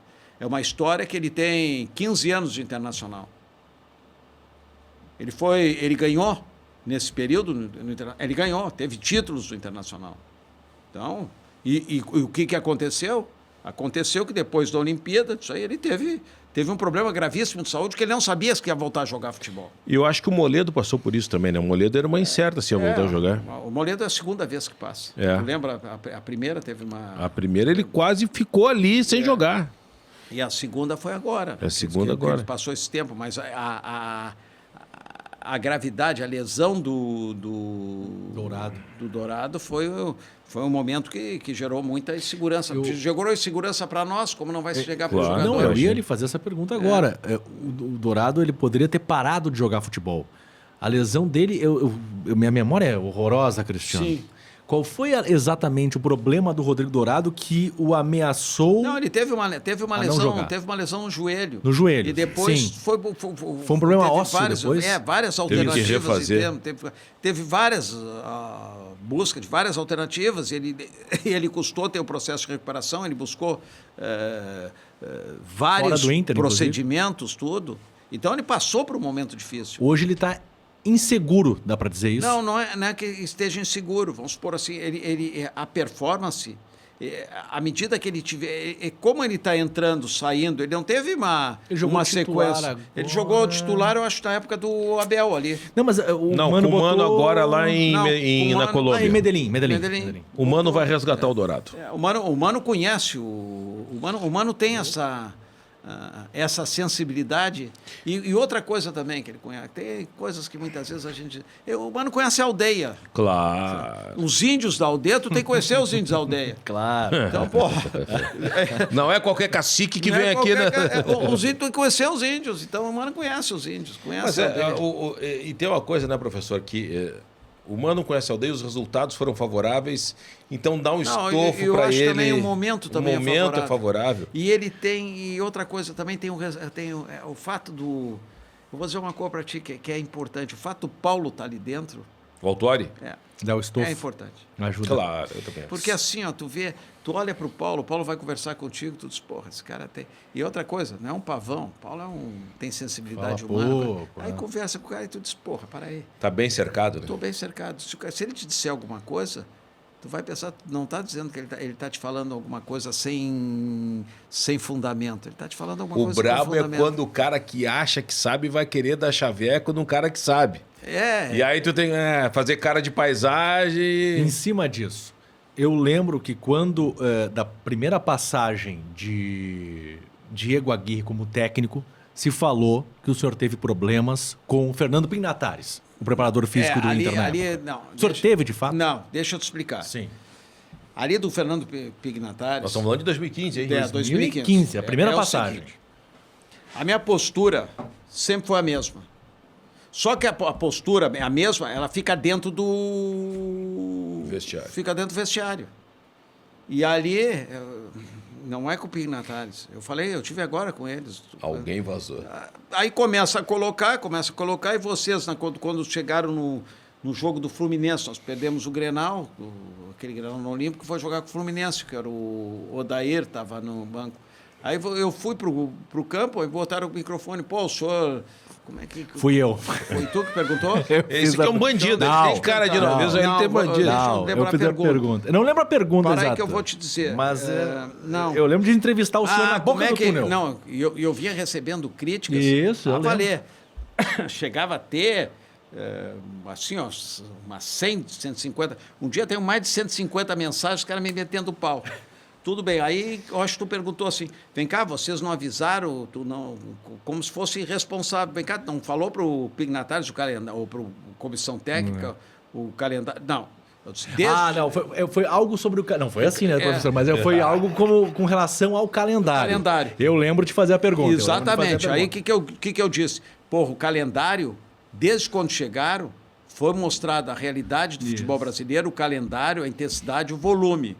Desde o início, não houve omissão em momento algum. E aquilo repercutiu de uma forma negativa. Então foi tu. Não, eu lembro de falar. Não sei se foi só eu. Foi tu. Eu lembro de você estar na boca. Eu tava na boca do túnel. O Aguirre me mandou uma mensagem. Aí eu mandei o retrospecto que saiu. Tá eu lembro que o senhor deu a resposta, virou as costas e saiu pro vestiário. Isso, aí eu mostrei pro Aguirre. Isso aqui que eu falei, tá aqui, ó. Aí depois agora nós conversamos sobre isso. É que tem umas coisas... Se vaza, aquilo que é interno, sim. Aí sai para fora. Essa imprensa então, vamos supor, então eu teria problema com o Muricy, que eu chorei lá com o cara, teria problema com ele, teria problema com todo mundo, porque tem coisas que tu vai colocar, tem coisas que tu coloca, só que fora o teu cavalo é o melhor do mundo. Mas dentro, vamos supor, tu tem que falar, tu não pode falar mal do teu cavalo. Mas ali, professor, naquela 2015 não é... Muito dirigente falava mal da preparação física do Inter. E o que acontece? E aí eles vinham pra gente... Não tá correndo. Eu era o coordenador. Naquela época eu tinha o título de coordenador de preparação física. Eu lembro disso. Aí o que eu recebi de... o senhor não fala, o senhor não... e outra coisa, o Fernando também não falava para a imprensa. E quem tinha que falar para a imprensa, não sei se vocês lembram, depois que eu disse, eu não quero mais falar. Não saiu, eu digo, não quero mais, para que falar? Aí eu tinha que falar para a imprensa pela preparação física. E claro, eles tinham programa, eles se reuniam, eles tudo ali, e eu tinha que falar pela preparação física. E eu sempre procurei defender. Eu inclusive, tive algumas falhas, reconheço as minhas falhas, só com a direção também. Né? Muitas vezes eu tentava fazer um meio de campo com a direção e tentava minimizar. Não, vai melhorar aqui, nós vamos buscar essa alternativa. Mas 2015 ali... mas tudo bem. Aquela direção ali... Eu sinto, vamos supor, na minha autocrítica, tive alguns momentos, não com a comissão técnica. Se eu tivesse falha, eu tive mais falha com a direção do que com a comissão técnica. Com a direção técnica eu colocava ali, aqueles troços foram tudo colocados, que tu tá acostumado. Eu costumo dizer uma coisa, o diabo conhece o inferno, o calor do inferno, porque vive dentro do inferno. Eu conheci o vestiário, porque eu vivi 25 anos dentro do vestiário. Então, tu 25 anos dentro de um vestiário, então tu tem que... O senhor sabe quando um jogador chega virado da noite? Sei. Quando ele quer dar um migué... Não. Sei. Sabe o que acontece? Agora eu vou colocar uma coisa. Antigamente, tu dizia assim, o jogador chegou virado da noite. Aí aquela ideia que tu tinha, não, tem que treinar, valer, vou botar a treinar, botar a correr. Olha, se ele já está desgastado, deixa ele tu vai trabalhar com ele vai ficar totalmente desgastado. Então, se ele tinha... Deixa curar. Em 24 horas ele demora para recuperar de um treino para outro, ele vai demorar 72 horas. Ele vai recuperar no dia do jogo, e quem sabe não vai lesionar. Então, esse cara, se chegou, que fez à noite, quando eu trabalho individualmente com eles, eu digo o seguinte, se vocês tiverem algum problema, de não dormir de noite, muitas vezes vocês têm filho pequeno. É verdade. Vizinho faz barulho. Filho pequeno. Isso aí. Porra, Avisa. professor, eu não dormi bem à noite, não posso dormir. Eu vou diminuir o treino. Eu vou buscar uma alternativa. Mas falem. Ou manda porque dormir, né, senão, professor? o que acontece? O desgaste de vocês é muito maior. Então, seria uma ignorância, pensando em equipe, eu tentar castigar esse cara. Se ele não deve fazer isso, ele tem que se cuidar. Em primeiro lugar, já não é um bom profissional. Mas pode acontecer do cara, muitas vezes, ter um filho pequeno, ele não bebeu, mas não dormiu à noite, mas ele tem que chegar e falar. Eu sei, Então, isso antes... Não. O que acontecia? O preparador físico dava um pau nesse cara, mas esse cara ficava sem jogar, ficava lesionado, nunca jogava bem. Não, mas eu digo, claro, tem a questão do filho pequeno, mas só não olhar assim, olhinho pequenininho, aquele cheiro de álcool. Não tem como. Ninguém te passa. Só que tem coisas que tu faz o quê? Tu faz vista grossa no primeiro momento. Sim. Deixa aí lá, depois tu fala com... Mas com se o jogador. fica repetido, se Não, fica... se fala não é profissional, mas aí determinados... Tu tem que ter esta sensibilidade. Mesma coisa o jogador. O jogador chega para ti e te pergunta, professor, joguei bem hoje? Só um pouquinho. Tu sabes se tu jogou bem ou não jogou mal. Mas eu quero saber do senhor. Tu jogou mal hoje, tu sabe. Quando tu joga bem, tu não me pergunta. Tu tá perguntando, então tu jogou mal. É verdade. Mas Tem jogador que chega, claro. professor, joguei bem. Não, exatamente, desiste. Jogador. Teve vários jogadores assim. Dei um exemplo Teve aí. uns assim que eu... Tem um que eu gostava muito dele, meu amigo. Trabalhamos sempre. É um querido, foi um grande jogador. Mas ele vinha me perguntava, só um pouquinho, tu tá sabendo? Quem Era o Índio. O Índio? Querido, Índio. Chegava, professor, só um pouquinho, tu tá sabendo? Pô. Eu gostava muito dele, mostrava muitas vezes, porque o que mais assim me gratifica, eu acho que pela vocação profissional, eu me considero professor, né? E eu acho que tu acompanhar, tu mostrar caminho para qualquer um, muitas vezes para o jovem que está começando contigo no mercado de trabalho, para um jogador, mostrar caminho para eles, não que eles vão seguir o caminho, mas mostrar alguns princípios, alguns valores em relação à carreira, criar neles projeções de realização na vida pessoal, na vida profissional, mostrar as adversidades que a vida apresenta, e ele começar a enxergar certas coisas. Eu acho que isso é extremamente gratificante. Isso não tem preço. Por isso que eu tenho alguns convites que me convidaram agora para me participar tenho 2, 3 para essa sociedade anônima de futebol, esses grupos de investidores, para trabalhar dentro do planejamento organizacional, dessa cultura organizacional. Eu tive 2 que eu desisti. E 2 eu não desisti, mas eu já disse em casa, eu não vou deixar que... Mas para trabalhar no clube... Não, eles são investidores que querem que eu faça todo o projeto organizacional, só que eles têm que fazer, eles não têm as equipes ainda definidas, qual que vão assumir, porque eles fazem todo esse... levantamento e coisa. Tem pessoas com expertise que estão fazendo levantamento. Mas o senhor quer seguir no futebol? Vai seguir? Qual é o pro futuro? Não, vou seguir. Vou continuar no futebol. Só que essa história isso aí não me atrai. Me atrai... Mas esse é o futuro, campo, né, professor? É o cheiro da grama. Em 96 eu fui convidado para ir para a China. Vieram aqui o pessoal aqui no hotel, na época era Sheraton. Eu tive na China 3 semanas, 4 semanas, em várias cidades da China, aí veio convidar meu filho disse, pô, rapaz, tu não vai? Eu disse, não quero, não vou. E depois eu tive até a troxicoplasmose naquele período. Esse 96 foi o Murilo, foi uma galera do Inter, que o Casimiro foi? Não, 96 não. 2016. 2016. Antes do Inter ser rebaixado. Aquele ano fui convidado. Eu tinha ido em 2015 para a China, ou 2014, e 2016 vieram os chineses aqui, para mim fazer um trabalho, esse mesmo trabalho de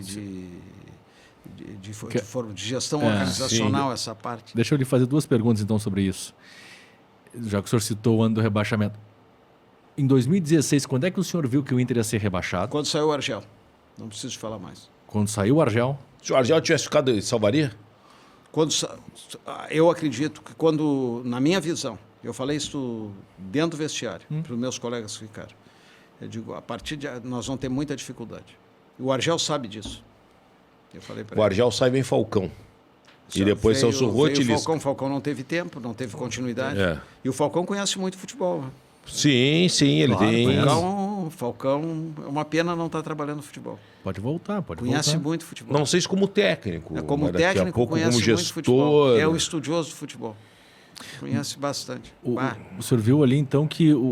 mas assim, dentro do grupo, os caras não estavam... Não, porque o que acontece? O Argel vinha de uma forma de trabalho. E dentro dessa forma de trabalho, quando ele rompe essa forma de trabalho, que na realidade ali o Argel que pediu demissão.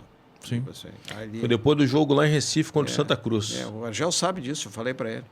Eu até passei gosto muito do Argel, era amigo do Argel, sou amigo dele. Só que eu passei até um período, nós não conversamos, depois ele veio e me contou toda uma história. Eu digo, porra, tio... O que você brigou com brigar? Não, eu não... A maneira... Eu não aceitei a maneira dele sair daquele momento. O senhor não aceitou a saída dele? Claro, porque ele podia continuar. O senhor ficou bravo porque ele saiu e o Inter caiu, que o senhor sabia que ele ia cair. Não, eu falei para ele. Não, depois eu conversei com ele. Naquele momento que ele sai... Quem estava no vestiário comigo sabe, o Odair sabia, eu falei, eu digo, não, vai ser muito difícil a partir desse momento. Mas eu não sabia que foi o Argel que pediu, foi. Achei que fosse da direção ter demitido. Foi o Argel. Eles não iam demitir? Eu acho que não, ali foi o Argel. Depois fala com ele que ele vai dizer. Não, claro. Ali, tu vê... Tinha uma liderança e outra coisa, ele vinha, era naquele momento, até a maneira como o time estava... vamos supor, dentro daquele tipo de liderança e da maneira como ele levava, ele ia levar o time não, na minha visão, não cairia. Minha visão, olha aqui, ó. Pode ser um pouco de prepotência, que eu te falo isso aqui agora, mas eu estou falando sobre a minha sensibilidade. Sim, claro, e quem estava no vestiário, Odair, Maurício, o João, preparador físico, quem mais estava ali, eu coloquei, eu digo, nós temos que ter muita energia, porque a partir de agora vai ser um momento muito, muito difícil. Mas, professor, aquelas questões extra-campo, que saíram lá da Padre Cacique, que foi tudo investigado pelo Ministério Público, não entrava no vestiário? Não. Que tinha muito jogador pau da vida com a direção ali, né? Não, mas isso aí não entrou no vestiário. Tem algumas coisas que não entrou ali não entrou no vestiário. Isso eu coloco para vocês claro. O problema é o seguinte... Quando tu troca 4, 5 treinadores, tu vai perdendo a confiança. Sim. Tu perde, os jogadores ficam inseguros. E outra coisa, quando o treinador tá mais tempo no clube, ele tem um aval de continuar no clube, o jogador, o que acontece? O jogador também tem medo. Pô, se eu não fizer, ele vai me tirar de titular. Se não fizer, ele vai mandar embora, porque o treinador passa a ter poder. Claro. E quando tu tem as mudanças, o jogador se vale. E aquele jogador que não está tão comprometido, que para ele tanto faz, ele continua não comprometido. A gente via muito isso. Esse é o problema. Então, o Argel saiu, não estava na zona do rebaixamento, não. Não estava longe. Não estava. E outra coisa, ele tinha, naquele momento, para levar, ele levaria, podia ficar no 14º, 13º, não interessa, mas ele, na minha percepção, minha sensibilidade, naquele momento, meu sentimento. O senhor ficou assustado quando recebeu as informações vindas do Ministério Público com relação à gestão Pífero? Não, porque o que acontece? É uma coisa que eu não a parte política do clube, sim, ela não me diz respeito. Estou falando do coração. Sim, não me diz respeito. Se eu pegar a parte política, saber da parte... Isso também não me dou com... Trabalhei lá, mas eu não posso estar envolvido em relação à parte política do clube. Eu tenho que estar preocupado com o desenvolvimento do atleta, tenho que estar preocupado com o desenvolvimento da equipe, tenho que estar preocupado com a organização do departamento de futebol. Tem que estar preocupado com determinadas posturas que não são posturas positivas de funcionários ou de pessoas ou de jogadores que não estão somando dentro do clube. Eu tenho que fazer intervenção em relação a isso, claro, ali dentro. E minha obrigação fazer isso. Eu tenho que ir para casa, dormir e no outro dia pensar como eu vou fazer. Não é minha função, é minha função. Como eu vou fazer uma intervenção com um funcionário tal que está desgostoso com alguma coisa. Como eu vou fazer uma intervenção com um jogador tal que está desgostoso com isso. Qual é a habilidade? Como eu vou usar isso aqui? Como é que eu vou fazer? Essa é a minha preocupação. Gestão de pessoas. Exatamente. Mas eu tenho uma dúvida sobre 2016, claro, que eu carrego até hoje. Depois eu vou fazer uma outra. Aquela positiva. BMW que destruíram no estacionamento era sua, era do Vitório Não, Pinto? era minha. Que o senhor comprou do Vitório. Não, era minha. Ah, não era, não. Porque tinha Não, história que tu tinha comprado do Vitório. Não, era minha. Mas que acharam que era eu do deixei. Vitório. O que acontece? O Alessandro botou ali porque o Falcão voltava comigo. O Falcão morava perto da minha casa e ia voltar comigo. Aí ele inventa de colocar ali. Aí os caras. O Alessandro é segurança, motorista. O Alessandro botou ali O na Alessandro cara do botou gol. ali na- Os caras... Quanto é que deu o prejuízo daquela vez? Não, pô, ela teve perda total. Mas tinha seguro, pelo menos. Não, e o meu sonho era ter uma BMW. Aí os caras dizem assim, os caras quando disseram, eu vi comentários, porra, mas ter uma BMW, Ué? porra, mas não sabe o que eu passei pra ter uma BMW, o que eu sofri na minha vida. E os caras destruíram em quê? E qual é a minha origem, porra? Mas O para aí. povo só conta as pingas que a gente bebe, mas não conta os tombos que a gente cai. Exatamente, outra coisa, o cara não sabe pra me ter uma BMW, o que eu passei na minha vida?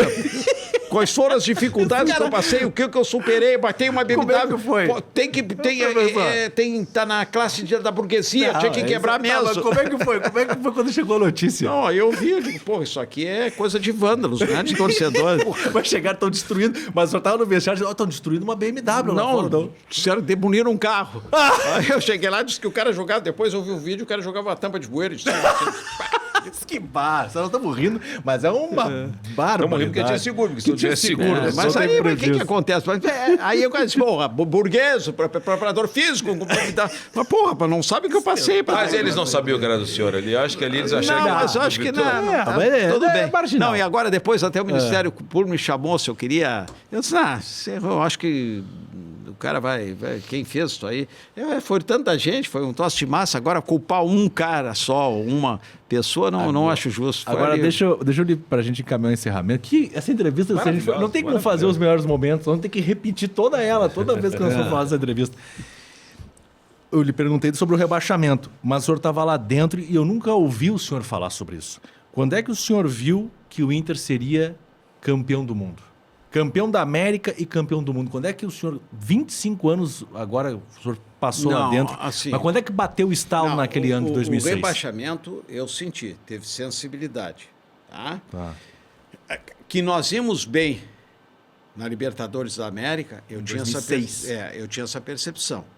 Campeão da América, eu não tinha essa Não? sensibilidade. Não, sabia que o time ia bem. Sim, claro. Só que tu tem aqueles teus mecanismos que tu diz, tu te protege também. Pra não Sim. eu falo no aspecto emocional. Pra decepção não ser grande se Não cair. ser grande, papá foi. E quando foi campeão do mundo, o que acontece? Eu não fui eu estava aqui. Eu não fui, fiquei aqui. O que aconteceu? Quando o Abel faz as substituições, o Abel é meu irmão, meu amigo. Eu disse, puta, não vamos ganhar mais. Aí eu É o senhor e o mundo vermelho. Aí eu fico brabo. Eu tô com o Abel, eu digo, Abel, quanto tu fez? Eu disse, tu não ganha mais. Aí eu fico brabo porque muitas vezes o cara chega no barranco, pá, Abel, abraço, campeão do mundo. Porra, tudo que tu fez, eu Foi sabia que tu ia fazer aquilo, é maravilhoso. Eu disse, tu é mentiroso, Abel. Chega no barranco pra festa. Não.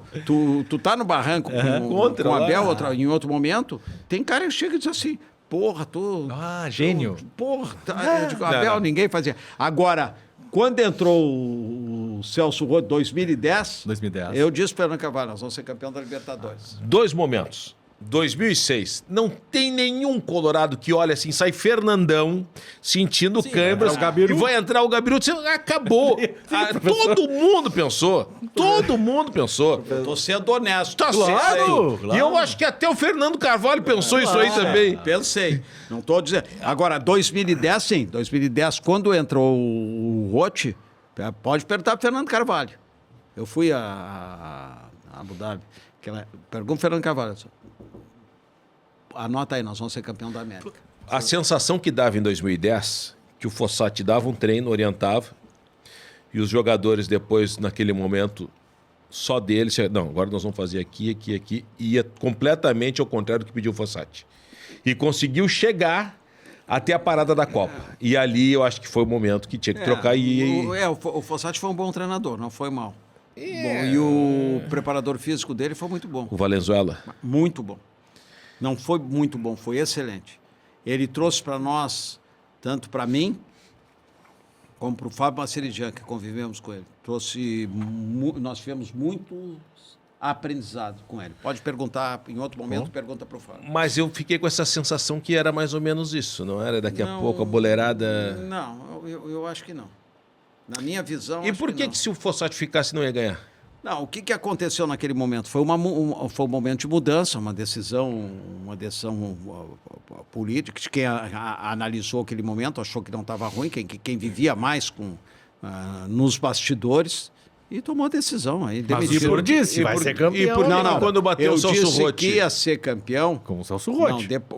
Quando contratou o Celso Roth, o Fernando Carvalho, porque o que acontecia naquele momento? Pela postura já tinha trabalhado com o Celso. Sim. Tinha trabalhado 1 ano e meio com o Celso. Eu comecei no Internacional trabalhando 97, com o Celso. né? E o Celso também, taticamente, o Celso é um bom treinador. Taticamente, bom treinador. Taticamente, outra coisa. E é um cara também de imposição. O Celso tem um temperamento de imposição. Então, naquele momento, eu achei assim, pela característica do grupo e pelo comportamento de alguns jogadores, eu achei que naquele momento o Celso, depois de ter tomado a decisão, não participei de decisões nenhuma em relação a isso, mas eu achei que naquele momento o Celso iria mexer com determinados jogadores em relação à competitividade. E foi o que aconteceu. Tyson foi um deles. E por que no Mundial não foi assim? No Mundial, aquele momento do Mundial, eu acho que dentro do contexto, eu não sei se naquele momento não foi subestimado o time do Mazembe. Teve, eu não sei te dizer se não teve, não sei se que ninguém esperava aquele Por parte dos jogadores? Não, eu acho até todo o contexto dentro do inconsciente do torcedor. O ser humano é difícil, né? De todos, eu acho que está dentro do inconsciente. Vai ser uma barbada. Eu achava que ia ser fácil. E já no Mundial aconteceu o seguinte: aquele primeiro jogo que mexeu com os jogadores. Então, porra, para aí, ó. Nós temos que cuidar para não tomar não perder para o Barcelona, não tomar 2, 3 gols do Barcelona, pelo jogo que nós fizemos o jogo anterior, lembra? Sim. Então aquilo te dá... te liga uma chave. Para o grupo alguns mecanismos mais fortes de controle e de cuidado. E quanto mais Mazembe, esses cuidados lá dentro, lá no inconsciente do torcedor, inconsciente da imprensa. Do ser humano, vai passar por cima dele. Tu acha que esse pensamento coletivo é só de vocês, muitas vezes, da imprensa? Ou é só do torcedor? Não, esse pensamento coletivo entra dentro, tá dentro do vestiário. Tudo. Bom, então pode ter sido isso. É uma aula isso aqui. Poxa. Nós vamos encerrar agora. Eu tenho algumas perguntinhas para a gente fechar. Mas deixa eu só encerrar agradecendo aos nossos patrocinadores. Tu sabe que hoje nós estamos no papel invertido, né? Ah, é verdade. Rapaz, eu tô tranquilo. Brilha na tela aqui pra gente fechar então rapidinho, Gui. Garimpos, joalheria e ótica no Calçadão de Canoas. Valeu, obrigado pela parceria, Robson Medeiros e sua equipe. Te inscreve no nosso canal, curte, compartilha este vídeo, espalha pra... Olha as histórias. Se tá chegando agora, meu amigo, vai pro início, porque tá demais o bate-papo com o professor Hélio Carraveta, uma autoridade. Brilha na tela também, Gui, além de Garimpos, joalheria e ótica, Bistrô Catedral, ali ao lado da Catedral Metropolitana de Porto Alegre, no Centro Histórico. Aos sábados tem feijoada, preço promocional. Ao meio-dia. Vamos levar o professor Hélio Carraveta para comer uma feijoada aos sábados, meio-dia, no Bistrô Catedral. Brilha na tela também, Gui. Hubble Celulares. Tá com problema no teu smartphone? Leva na Hubble Celulares, Avenida Sertório 892. Eu levei o meu e ficou bom. Ficou bom, o Cristiano Silva é prova viva disto. Professor Hélio Carraveta, para a gente encaminhar o encerramento, eu tenho que lhe perguntar sobre, nesses 25 anos de estádio Beira-Rio, Fernandão. Fernandão foi um dos maiores amigos jogadores de futebol que eu tive na minha carreira. Ele trabalhou as primeiras 4 semanas comigo foi um confidente meu, diferentes momentos, nos momentos difíceis. Ele, quando teve aquele problema da pubalgia, eu fui com ele lá, fiquei em Goiás com ele, frequentava a minha casa. Foi um grande amigo que eu tive. Quando assume como diretor executivo, eu tinha muita perspectiva em relação ao trabalho dele, pela postura dele, por tudo. Gostaria que ele ficasse mais tempo como diretor executivo. Quando ele assume treinador, ele me liga. Opa. O Inter está vindo de Salvador. Eu sentei numa pedra e disse: professor, o que o senhor acha? Fui convidado para treinador. Eu disse: eu não te aconselho. Isso é 2012. Eu acho que tu tem que dar um tempo, te preparar para ser treinador. Não, mas eu domino o vestiário, mas tu tem que te preparar. Pô, então eu não posso contar com o senhor, tu pode contar sempre comigo. Mas pergunta, eu sou ortodoxo, tenho uma postura mais conservadora, sou mais ortodoxo em muitas coisas, mas pergunta para pessoas que são pessoas mais empreendedoras, como tu é empreendedor. Aí assumiu. Aí ele pergunta se eu ia ser o preparador físico dele. Eu digo: não, eu vou continuar fazendo o que eu faço no Internacional. E foi sempre um amigo. Eu tinha muitas coisas que nós conversávamos, muito, sobre tudo. E foi assim foi um dos melhores, não é o melhor, foi um dos melhores amigos, jogadores de futebol que eu tive na minha vida. Foi um cara muito... E eu, naquele período, eu estava trabalhando, era folga no Internacional, e eu fiquei aquela semana trabalhando no Inter. E sexta-feira de noite, fiquei com 4, 5 jogadores que eu pedi para ficar lá para trabalhar com os jogadores. Era período de Copa do Mundo, não lembro o que. E eu disse: vou desligar meu telefone, vão me ligar alguma coisa, eu não quero. Sexta-feira de noite eu desliguei o telefone. E sábado de manhã a minha mulher gritou, chorou, disse: Fernandão morreu. Eu digo: não pode. Aí eu fui abrir meu telefone, eu não sabia o que fazer, e tinha 200 chamadas, mas não atendi nenhuma chamada. Aí peguei meu carro e fui para o aeroporto. E eu, como cristiano, nós somos feirantes, já trabalhei em feira, mas frequento feira, e estava acostumado, ia numa feira, entrei na feira da Perimetral, pensando que estava no aeroporto do carro. Aí me dou conta que eu entrei na feira, na feira de manhã cedo. Aí vou embora e vou para o aeroporto. Foi um grande amigo, um momento de muita tristeza. Eu tenho o Fernandão ainda... vai permanecer a vida inteira na minha memória afetiva. Foi um ídolo no Internacional, por isso que eu acho que os ídolos devem ser muito bem preservados e muito bem cuidados. Agora nós temos outro ídolo que abandonou, que terminou a carreira. D'Alessandro. Uma carreira linda, uma carreira com muita liderança. E o que eu noto nessas pessoas é o amor que eles têm ao clube. Então o Fernandão tinha um amor ao Internacional, como o D'Alessandro. O amor essa história que o D'Alessandro coloca, aquilo ali é verdadeiro. O D'Alessandro parece que é um torcedor que nasceu colorado. Ele tem esse sentimento. Já está no Beira-Rio, inclusive, nos jogos do Inter. Independente de profissional, ele sempre teve um sentimento pelo clube, um amor pelo clube, um amor de torcedor. E isto passa para quem está ali dentro. E eu sempre tive medo em relação ao D'Alessandro, porque esse amor podia prejudicar um pouco a carreira dele e a idolatria dele. Então, uma das coisas que eu sempre comentei para ele, tinha cuidado em relação a isso. Mas foi uma carreira como jogador, e eu falo como identificação ao clube. Isso que aparece aí, tudo ele sempre teve esse sentimento.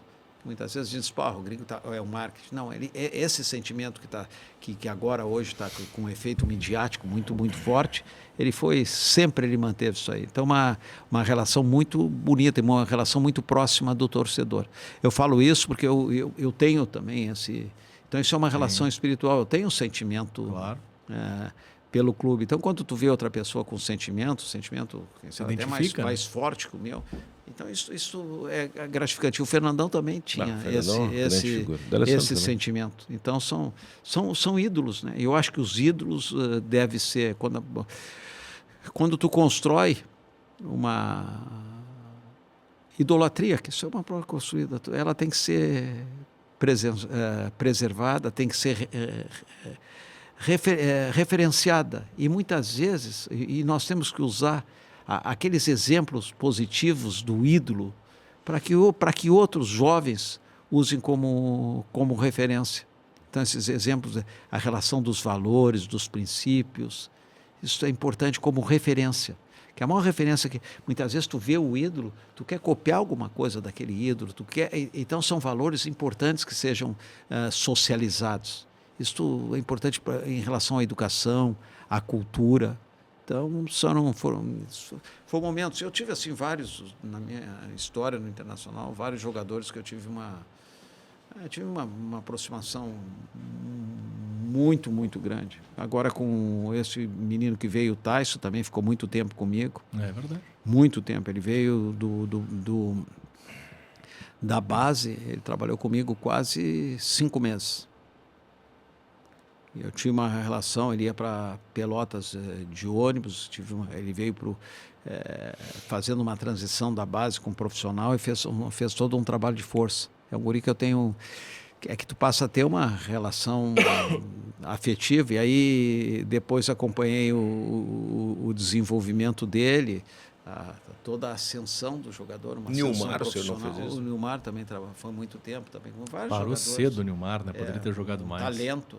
Bah. Então, vários jogadores, eu não posso citar, vou citar nomes aqui, eu vou citar. 25 anos. E agora, quando eu saí, assim, eu recebi várias mensagens de jogadores que teve um momento que eu chorei, que eu nunca esperava. Ele manda dizer, pô, só foi tão importante na minha vida. Quem é que mandou? Vários jogadores mandaram, tem jogadores que tu não esperava, né? E aí vem mandando, aí o outro tá lá fora, mandou, pô, professor, o senhor não imagina que o senhor foi importante, outro, porra, não imagina que foi importante, eu nem sabia que eu poderia ter sido importante na vida deles, mas essas coisas que elas são gratificantes. Isso é o que fica, né, professor? Que fica. E outra coisa que fica também é o sentimento. É. Hoje eu estava lá na Sojipa, foi uma vida, eu estava ainda comentando que eu tenho um sentimento ainda pelo clube, onde eu me criei ali. Então essas coisas, tu não vai, pelo Inter, essa altura da vida eu vou perder esse sentimento, esse amor, eu vou potencializar esse sentimento, esse amor. Só conta história quem tem história para contar, é o professor Hélio Carraveta e um deles. Quando o professor fala da feira, cansei de encontrar o professor Carraveta na Feira da Vasco, sábado à tarde. Exatamente. Agora eu troquei, agora eu tô indo lá pra Cidade Baixa de manhã, sábado de manhã, na Perimetral. Eu vou. Sábado de manhã, a mesma feira de sábado de manhã tem terça-feira de tarde. Então eu vou naquela de sábado de manhã. Aquela lá é uma feira que tu tem mais opções. É maior. E tem uma que é tranquila, que é domingo pela manhã, na frente do Julinho. Eu sei, uns amigos meus. Ela é menor, ali. mas é bacana também. É bom também. Às vezes não dá tempo de sábado, eu vou domingo depois. Vai domingo ali. Exato. Eu gosto muito. Feira é muito bom. Eu cozinho também, eu gosto de cozinhar. E outra coisa, tu vai no supermercado, o que tem na feira é metade do preço, numa qualidade melhor. Além do preço, é o seguinte, tu compra uma alface. A alface do supermercado, ela te dura 2 dias. A feira, muitas vezes tu armazenou bem, tu comprou sábado, a sexta-feira tu tem alface. Exatamente. O professor, com essa rescisão de 25 anos do Beira-Rio ali, do Inter, não tá com problema de escolher feira pra comprar. Não, mas não é por isso. Não, mas tô brincando. Tem que dar valor e incentivar os feirantes. Eu faço isso também. Essa galera aí que gosto, me dou com eles, tu te dava com eles todos ali. E gosto ali. E outra coisa, eles falam de futebol, tipo, porra, vem cá, e o nosso time. Aí o outro que vem de banana lá, que é gremista. Eu digo, o que tu veio falar do nosso time? Tu é gremista, quem vai falar do nosso time? Teu time. Tu deve estar secando o time. Professor Hélio Carraveta, te inscreve no nosso canal, curte, compartilha, ativa notificações, espalha pra geral essa aula que tivemos hoje aqui no dos dois. Ainda faltaram assuntos, mas em outro momento a gente vai colocar pro professor Hélio Carraveta, que a gente agradece demais, professor, por estar aqui e dividindo o seu tempo com a gente. Eu que agradeço essa oportunidade, passar esse tempo com vocês, um momento... Esses momentos são os pequenos momentos saudáveis da vida. Então, o que é? Nós conversamos. Nós não criticamos nem A, não criticamos nem B, nós conversamos. Conversamos várias histórias, discutimos sobre as mais diferentes realidades, as mais diferentes passagens no futebol, de uma maneira saudável, transparente, limpa, sem intencionalidade de nenhum lado. Isso que esses momentos são momentos importantes nas nossas vidas, verdade, né? É verdade. E fica o convite para o senhor voltar aqui e a gente bater um papo novamente. Eu que agradeço a oportunidade. Obrigado. Professor Hélio Carraveta, nosso convidado aqui no Dos Dois. Te inscreve no nosso canal. Cristiano Silva, até uma próxima. Até uma próxima. Tchau. Sentiu alguma coisa, Martim? Meu problema com o Cristiano Silva lá. Muito prazer, Jason Lisboa.